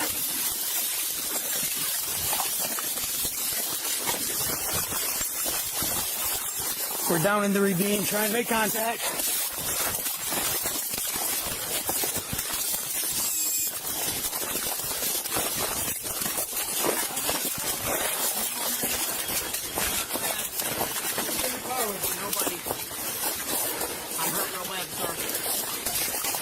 Central 36, can you start EMS this way? You the only one in the vehicle? Yes. Why are you running? I got felony warrants. So? According to police, the driver was a convicted felon with multiple felony warrants. He lost control of the truck and sailed down a hill, striking every tree along the way. He was ejected and was in critical condition when police found him. Thankfully, his puppy was okay. Are you having chest pain, difficulty breathing? I'm having a problem with difficulty breathing. Okay. Where do you feel your leg is broke? And my forehead. Okay. Yeah, you can't move them. Your right leg? Yes. Okay. Can you feel your leg? No. As for the suspect, he was taken to the hospital and was treated for serious injuries. Michigan police have yet to release an update regarding this case. Not to be rude, but you're a white male. So anytime I see a white officer, I get scared for my life. I'm peeing on your seat. Right now? Yes. This next drunk driver comes to us from the small town of Normal, Illinois, about 2 hours southwest of Chicago. On May 23rd of 2022, police stopped a silver car for driving without its lights. The driver, 20-year-old Jada Davis, claimed that the lights were automatic and that she didn't know how to turn them on manually. Watch as this goes from a traffic ticket to felony charges in under 20 minutes. Was I speeding? No, you weren't speeding. You don't have your back lights on. They don't turn on. They're automatic. These are auto lights that come on. Mm-hmm. So that's what's on right now. Okay. It only... You don't have any way to turn them on? My back lights? Yeah, so like a lot of times... When I brake? No, like your tail lights just aren't on at all. So when you brake your lights will activate, but like when you're just driving on the road regularly. These are just auto lights. I don't really know how to fix that. Okay. It's not, if you twist it over, usually, then my brights are on. Yeah. So yeah. And I don't know how to fix it. I don't think I'm allowed to have my brights on when I'm on the main street. Yeah, you're not. But there's got to be a way to have your back lights on. I don't know. I'm gonna say Can you go ahead and put the car in park? This is a rental car. This isn't even mine. If you looked at my plates already, this is a rental car. Okay, that's fine. Do you have your license on you? I have a state ID. Okay. Can you put your car in park for me? Okay. And do you have your ID on you? I have a state ID. Can you hand me my purse? All right. And have you guys been drinking? No. No, nobody's been drinking at all? Okay. She just got off at Jim's. Okay. It smells like alcohol in the car. That's why I'm asking. Okay. So if we don't have any alcohol in the car. I know. I'm saying if you have been drinking, it smells like somebody's been drinking. So that's why I'm asking. Okay. All right. So you haven't had, none of you have had anything to drink? We were at a party. Okay. Okay. All right. Well, just give me 1 sec. I'm going to be right back with you, okay? Okay. Okay. They were just, you could tell that they're the ones in the one in the back seat's drunk for sure. And I tried to explain to the driver that I was like, somebody's been drinking in this car. And they're like, no, we haven't been drinking. So. They refused that or something? No, I didn't even ask because they just kept going off on, they kept telling me a bunch of stupid information that I didn't need to know. And the chick was like, oh, well, I don't have my ID on me. So she gave me her name and date of birth. Yeah. And then it's like dealer plates. She's like, well, this isn't my car. That's why the lights weren't on. And then she stopped like this, so. Okay. So I'm just gonna, yeah, I'm just gonna see if she'll do some tests for me. All right. So Jada, you said you had nothing to drink tonight, right? No. Okay. Would you mind just doing a few tests for me to see? None of us, but you pulled me over for lights. Isn't that a warning? No, it can be a ticket. I've gotten pulled over for my lights not being on, and I've sworn every time that's a warning. It's a violation, so you can write somebody a ticket for it. Like I said, I want to, like I said, I can smell the odor of alcoholic beverage coming from inside your guy's car. But you pulled me over for lights. Yes, that's still a valid reason to stop you. Really? Yeah. Okay, I didn't know that. I thought that was just a warning because I've been pulled over for my lights before, and they've given me a warning for that because I looked it up and it said that that's not an actual That's not. I just looked it up on my. I just looked it up on my phone. Okay, what is it? I can show you. Okay. It just said that that's not an actual. I haven't been to police training. I don't know the IVC or anything. Can I show you? It just told me that show me what it is. It says you have to have 2 lights activated, 2 in the front and 2 in the back. So my lights didn't come on in the back. I explained that to you. They weren't on. What is that like? What do you mean by lights? Your lights were not on in the back. When that means braked? that nobody could see you when you were driving down the road if they were behind you. And it's all recorded on camera. So. Okay. I guess I'm just kind of confused, but all of us can step out. Nope, I just need you to step out because you're the one driving. Okay. Okay, you haven't had anything to drink, right? No. I mean, we went to a party, but I don't think that anything that we were containing or anything like that has us under the influence as being drunk. Okay. How old are you? Or 0.8, right? 0.08? Yeah. Yeah. And you're how old? 20. 20? Okay. Jada's field sobriety tests went surprisingly well. She followed our officer's finger, walked a decently straight line, and could balance on one foot. The problem is that she admitted to drinking and being under 21. That means she had to blow 0.00 to walk away. So, since you're under the age of 21, okay, you admitted to drinking to me, okay, you have to blow absolute zeros to be able to drive, right? So, I don't think, basically I said everyone in this car has drank. I did not say to you that I have drank. You literally just said that you drank. I said everyone in this car because they wanted me to admit to you that they had drank because they thought that you were going to breathalyze all of us. You just told me right over here that you drank at a party. Yeah. But I thought you were asking for everyone in the car. And I'm noticing. I don't know my rights if I'm being completely honest. I thought you were going to breathalyze all of us. No, I'm going to breathalyze you right now because I'm noticing indicators of impairment, and I want to be sure that what I'm seeing from our tests are accurate. Okay. Okay. As our officer prepared the test, Jada's nervous bladder began acting up. I'm gonna lie to you. I'm very nervous. I just peed my pants. Okay. Is it possible I can go to the bathroom or just pee behind a bush very, very fast? There's no restroom open. Okay. Okay. Just hang out real quick, okay? Okay, Jada, this is a brand new straw, all right? I'm going to put this on here. I'm not going to touch the part that you're going to use, okay? All right, so do me a favor. All right? I'm sorry. It's okay. It's all right. I really have to go to the bathroom. It's okay. All right. Can you just blow into this until it clicks? No, hang on. Just a nice steady breath, okay? Okay. All right, go ahead. All right, hang on. You gotta. I'm sorry, I'm literally going to the bathroom It's okay. right now. It's I can give you a second. Can I just go pee? Really? You can come with me. You can literally come with me. I don't care, but I really have to go to the bathroom. Okay. I mean, if you absolutely can't hold it, we can make that work, I guess. She can come with me, but I'm literally Okay. peeing my pants right now. Okay. All right. She can go with you. Please. After a quick pee break, Jada was ready to take her test. Until it clicks, okay?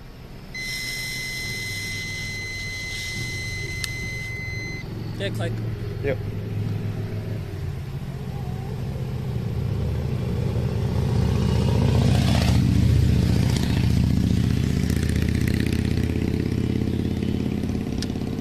We're at a .103. Okay. 0.103, what does that mean? Under 0.8? That means you're over the legal limit. Okay. Okay, so you do have to be placed under arrest. Okay. Okay. Just put your So hands behind your back are you for gonna me. take them home? They're getting picked up. So. Okay. Okay. I appreciate you being cooperative. Yep. She was about to be very uncooperative. So what did you say it was? Sorry. 103. 103? Can I look at it? .103. It's gone now. I just showed it Can to I you a blow second again? ago. Sorry, You're gonna I didn't get see the it. opportunity to blow again when we get back to the police department. Okay? Can I do it right now really quick? I didn't see it. I just showed it to you. I didn't look And at it. I told you. I'm sorry I didn't see it because No, we're gonna go back to the police department and then. Am I allowed to do it one more time? Yeah, we're gonna. Can I do it that right again. here, please? I'd like to see it because I didn't see it. You're gonna be able to see a printed out version. I want when to we see get it back right to the now police if that's okay. No, Am it's I not. allowed to? No. I'm We've asking already- her. I literally- Is that okay? She's not in charge. She's the You're backup not in officer. charge. This is traffic stop. So But you blew a 103. You go. saw it? Yeah, I go. didn't see it. Okay, sorry. I didn't know if I was allowed to look at it, but I could have sworn that did not say that. Jada's first pee break may have been a ruse. Watch how she plays the same card again, only to do something foolish. Is it possible you can come pee with me again? What's that? I don't need a female officer to watch me. I don't want to pee my pants again. Will you come with me outside? You can follow me. We're literally going to the police department. It's like a mile away. I'm peeing on your seat. Right now? Yes.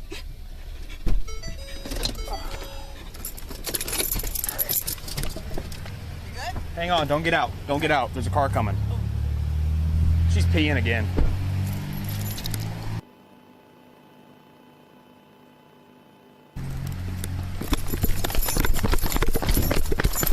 Stop! No! Get out of the car! Get out of the car!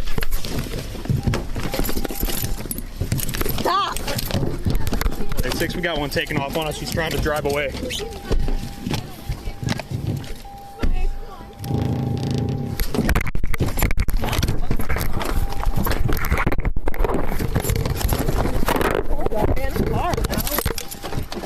What is your problem? Hey. Hey, she got back in the car. Get into the unit. Okay, okay. Relax. Okay. Okay. Okay. Okay. Okay. Okay. Okay. Okay, ma'am. Okay. Okay. Okay. Okay. Okay. Keep that on. Okay. Get out. I will literally get out.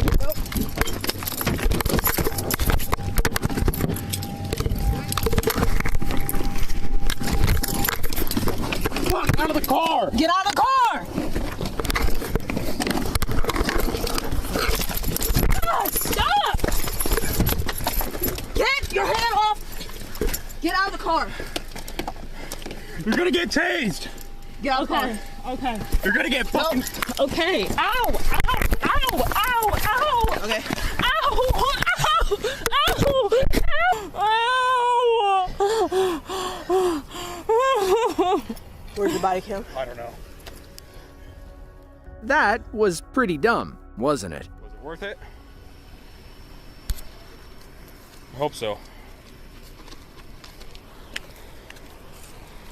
Can I have my hat? No. I'm not allowed to have my hat? No. Why? Can I ask why? We're done trying to be nice to you. But I'm asking Especially why. after that shit that you pulled. But I'm asking why I can't have a hat. Because I said so.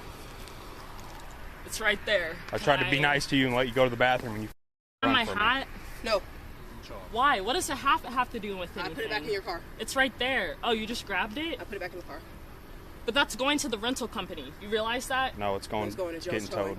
It's getting towed. You're towing my car? Yes. Huh? Are you injured anywhere I else? said my arms, not my legs. Okay, I said my chest and my arms are numb. Is your chest still numb? Yes, Are your still. arms No, still numb? I didn't say my chest was numb. I said my arms Your were arms are- numb. Yes, okay, I are they could not still feel numb? them. It's probably the mixture of the cold and the fact that you slammed me down. So yes. Well, you yes, tried to ma'am. take us off on us, so. I realize that. And But put your yes, car in ma'am. drive, so that's on you now. Yes, ma'am. And you've been a police officer, so I realize that, it's but another charge. I'm telling you, yes, that Okay. they are still very numb. Right, anything else injured on you? Because Rusty's going to ask. What? I said, is anything else injured? My head hurts a little bit. Head hurts Probably a little gave me a concussion when you slammed my head. Your head wasn't slammed. And I know you have a body cam, so yeah, due to the force, my head hit the floor. So if you guys could do the concussion test whenever this ambulance get here, it'd be Are great you to know good that with you her gave right me now? a concussion. Yeah, right now. That'd be awesome to know. What's that? I'm really just trying to cooperate. Like, I hope you know No, that. I you're know not. you already looked up my file. I went to U-High. I'm a good kid. I'm not You literally I'm not bit trying a to police play officer. around because you tried like literally pulling me out of the car, Because and you I tried know to all run. about police brutality. I'm scared for my life that you're gonna shoot me. That's what I'm scared about. Oh, okay. That's why. Okay. Not to be rude, but you're a white male. So anytime I see a white officer, I get hella scared for my life. Okay. That's the only thing that I'm ever worried about. Okay. If you're questioning, Well, that's why. If you have questions, that's absolutely why.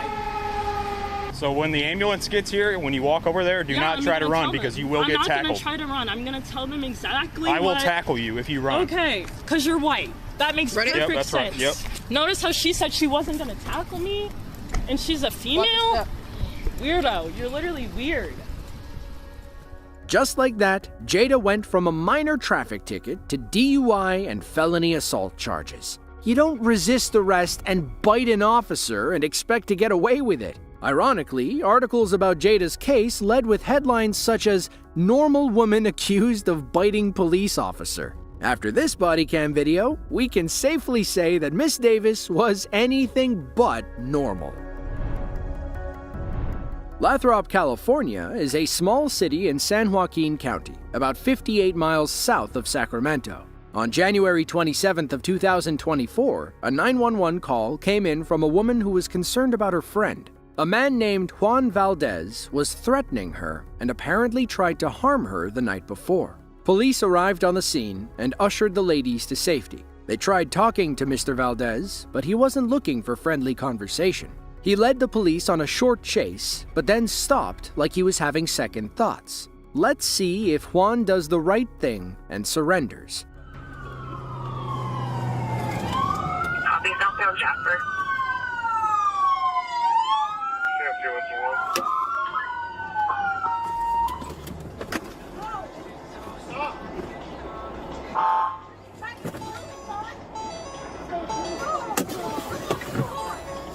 Turn the car off now! I'm gonna get your 40. 3.13, DMT wants to know what the one is. Hey, where's your 40, dude? We're trying to figure it out right now. Turn your car off. Where's the verbal? Turn your car off. The X and the male half. The male's extremely uncooperative. We're stopped back in front of the two.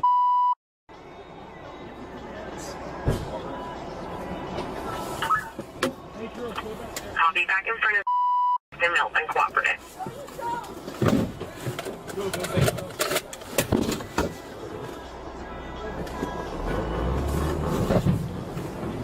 Boy 13, we're taking off again. We're going westbound on Shadywood. Copy, westbound Shadywood. Juan takes off. He eventually escapes the residential area and winds up driving on the wrong side of the road. When he tries to turn around, our police officers go in for the pit.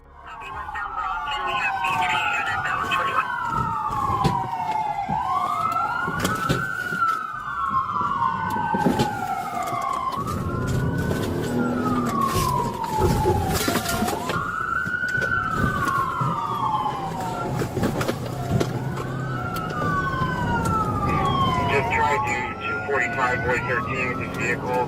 We're going to be on southbound 5 on-ramp from Rome Road. That didn't look like much, but the pit was enough to damage Juan's back right tire. He tries taking police onto the highway, but his busted up car can't handle the high speeds.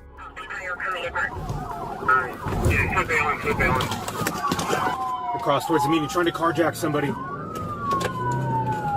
copy. He's supposed to be a lead and there's units covering one for the DOD. He's trying to carjack a victim vehicle, holding on. Are you trying to carjack the victim vehicle? What's the description?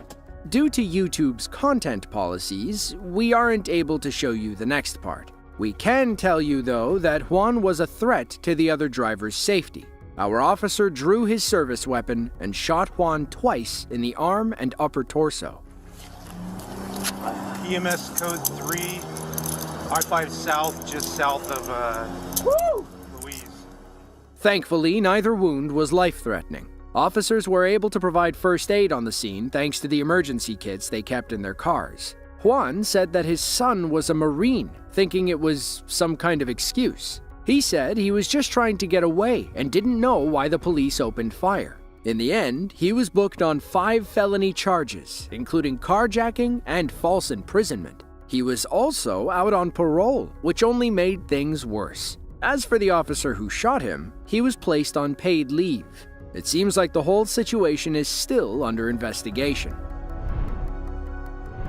Gainesville, Florida, August 23rd of 2022. The Alachua County Sheriff's Department is in hot pursuit of a stolen box truck heading north on I-75. The driver is 34-year-old Brandon Baker. He woke up that morning thinking he lived in Vice City. His crime spree began with an early morning carjacking in Tampa. Minutes later, he broke into a home and forced the owner into the stolen vehicle. Luckily, the victim was able to escape, and Brandon took off running. About an hour later, Tampa police got a call about another stolen vehicle. This time, Brandon hijacked a white Isuzu box truck. Little did he know it was equipped with a GPS. It didn't take long for police to find him fleeing north from Tampa to Gainesville. They flipped on their lights, and the chase was on. Getting off at 384.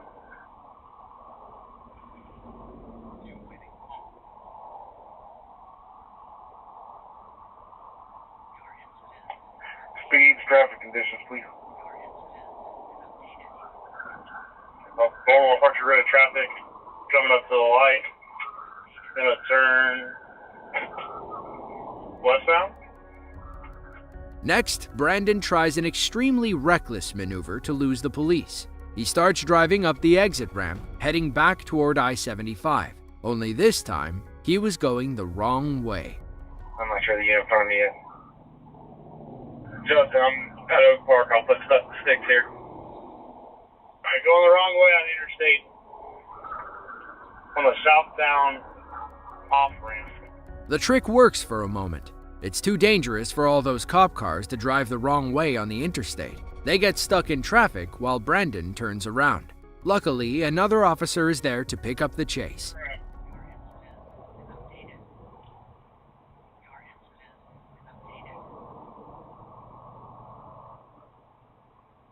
Bravo Mike, red shirt, beard. Westbound Archer Road, westbound Archer Road. Brandon gets back on Archer Road, determined to make this chase as dangerous as possible. He speeds through oncoming traffic and begins running people off the road. Wrong way, Archer Road, traffic.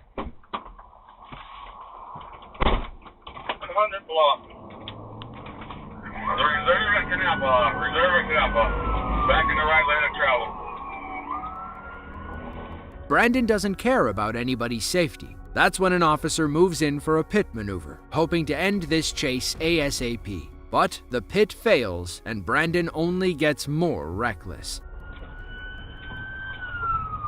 75 Catch, I get 6 out in front of Master Coast.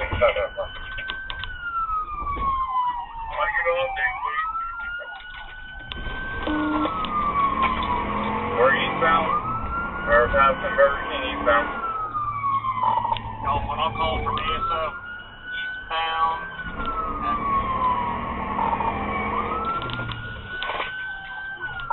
4,000 block eastbound, speeds are about 60 miles an hour.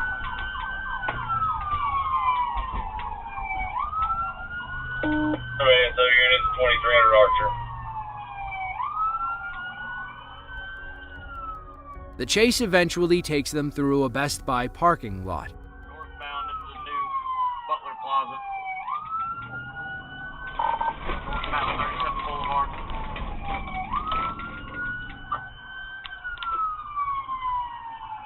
Okay, you put in locked him in. That's the perfect opportunity in that plaza. Hey, pulling into the Best Buy.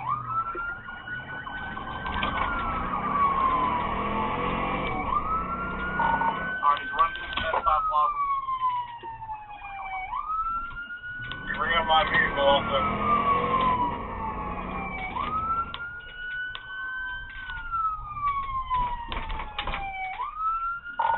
Alright, we're back on Archer Road. I am now the lead vehicle. Oh, signal 4 into a ASO K9, still eastbound Blaze Peak. Brandon leads them through another parking lot and smashes a cop car on his way out. Then, for some inexplicable reason, he decides to bail and run on foot. He doesn't last very long. Again, coming back out on the 34th Street, going back southbound 34th.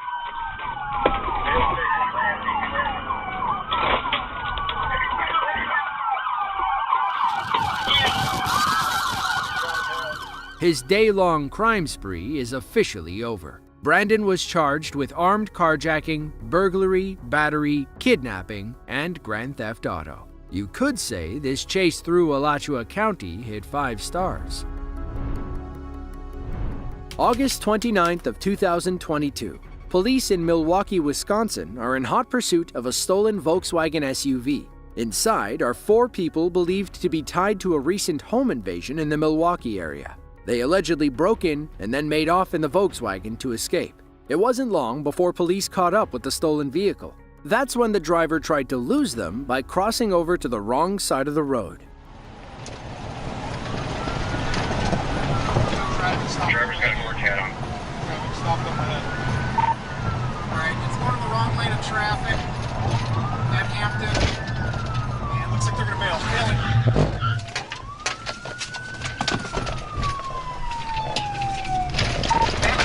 Back northbound. No, come back in there. Lost a tire. It's losing tires. It's going to bail here. Northbound Port and Henry Clay. Northbound Port. It's going to go east on Marne. East on Marne. It's losing it. East on Marne. It's got no tire. East on Marne past Iroquois. Iroquois, which fish man. Plates Adam Mary Edward the 6. It's occupied 4 times. Come up to Lydell. 68 and behind you, I'll call it. We're still eastbound on Marne, coming up to Lydell, slowing down here. We're going to go southbound on Lydell, south on Lydell now. Here in the 4800 block of Lydell, still going, coming up to Hampton. 68, get in front and get him. We're southbound. 716, we're going to control from White Space Roman. This chase has gone on long enough. A police SUV pulls ahead of our officer and goes in for a pit maneuver. Our driver must have seen it coming, as they decided to take things off-road. Alright, still, here comes the pit, and off-road into the park, and they're going to be bailing here.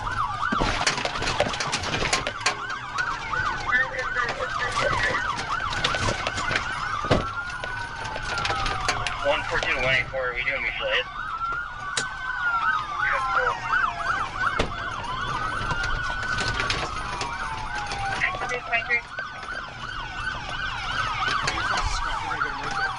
Right there.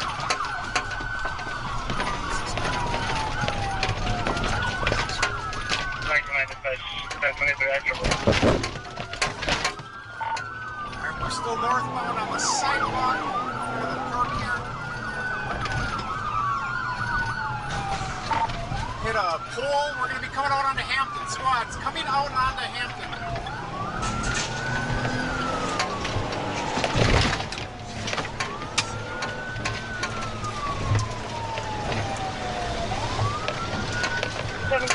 Still northbound. Still northbound. We're going to come out on a Hampton. 768.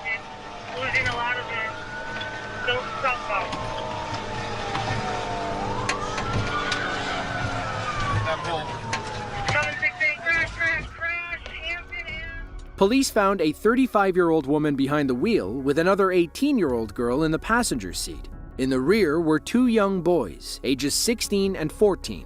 You can hear the woman screaming something about those being her babies. Police never released any names, so it's unclear if those were her children.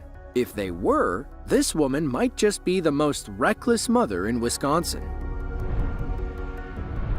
On July 8th of 2022, Arkansas State Trooper Cullen Young got a call about a high-speed pursuit near the Texas border. Texas police were after a red Hyundai Elantra that was seen tossing bundles of white powder out the window. We'll let you imagine what that white powder was. Trooper Young sat near the Arkansas border and waited for the pursuit to come his way. When it did, he got behind the suspects and told Texas PD to back off. The Arkansas State Police would handle it from here. Up ahead, troopers Robert Neese and Antonio May prepare two sets of spike strips under the overpass. Let's see if their perfect plan comes together. I'm going over the bridge. We're setting up the spikes. I'd put yours over there. Draw that string all the way out over here. And I'll keep mine over here. If he comes on his shoulder. Or you can get on the inside there. Where? Get over there. Put yours on this side. If they try to go that way, pull it that way, and I'll pull mine this way. And we'll get them. Unsuccessful spike at the third.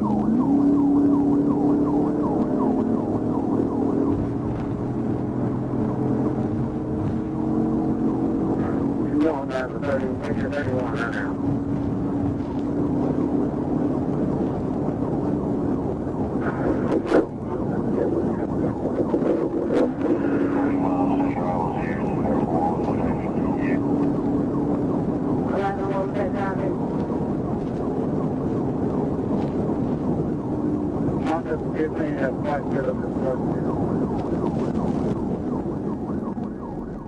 With the spikes in place, our officers only need to keep pace with the fleeing suspects. Now that's easier said than done, as the two men in the red Elantra hit speeds over 130 miles per hour.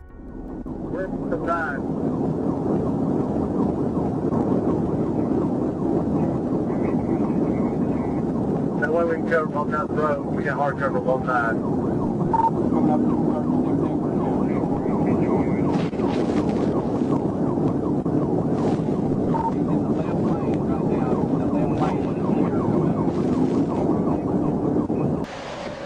Don't show her, passing over the bridge, don't show her.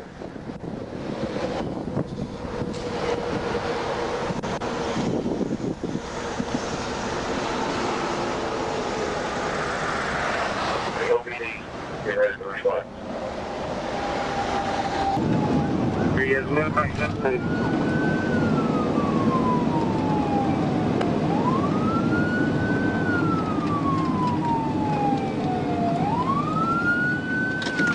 He goes, he's out, he's ready, he's ready. He almost hit Antonio.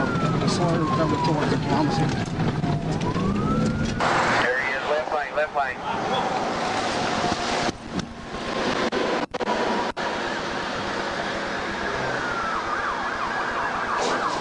He's stopping.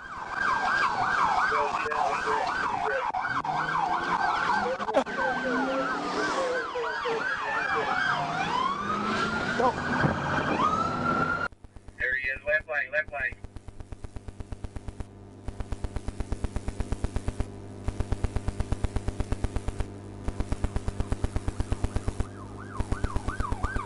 He goes, he's out, he's wrecked, he's wrecked. He almost hit Antonio. He swerved over towards him. He almost hit him.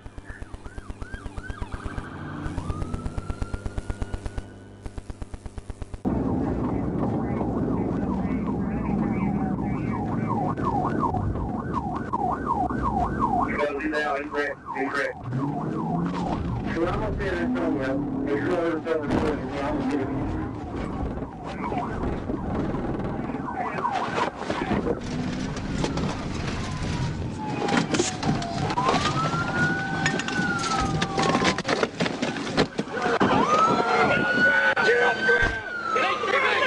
Stay back! Hamilton, come back!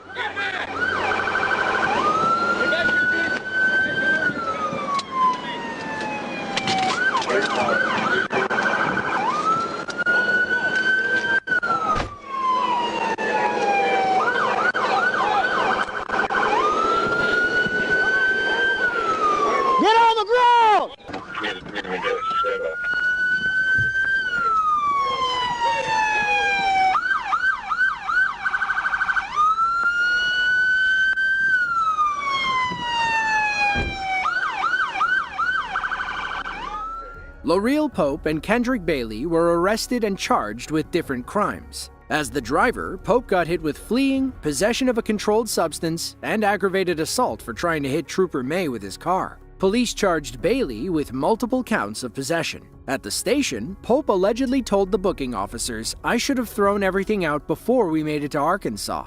Maybe he shouldn't have been driving around with all that white powder to begin with.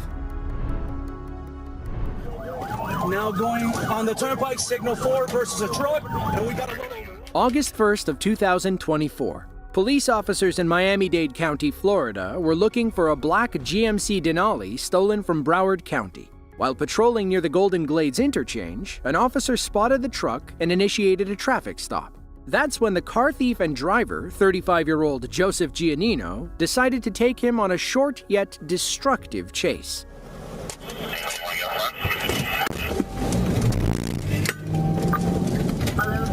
1155, I got the signal 10, he's fleeing. We're gonna be 826 eastbound from 12.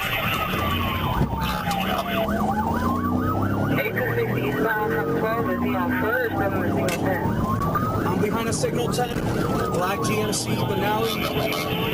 It's gonna be a 28 of 47 Bravo, Zulu, Romeo, Quebec.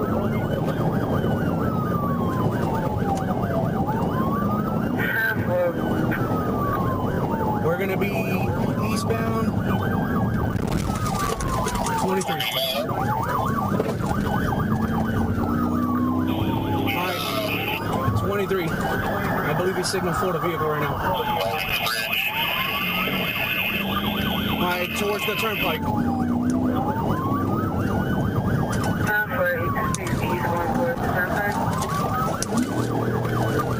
He's going 12 whiskey.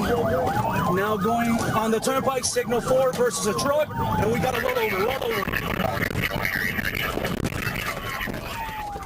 After all of that, Joseph still tried to run away. Thankfully, police wrangled and arrested him in a ditch near the exit ramp. His short demolition derby damaged 4 other vehicles and flipped a box truck onto its side. He's lucky that nobody was seriously injured.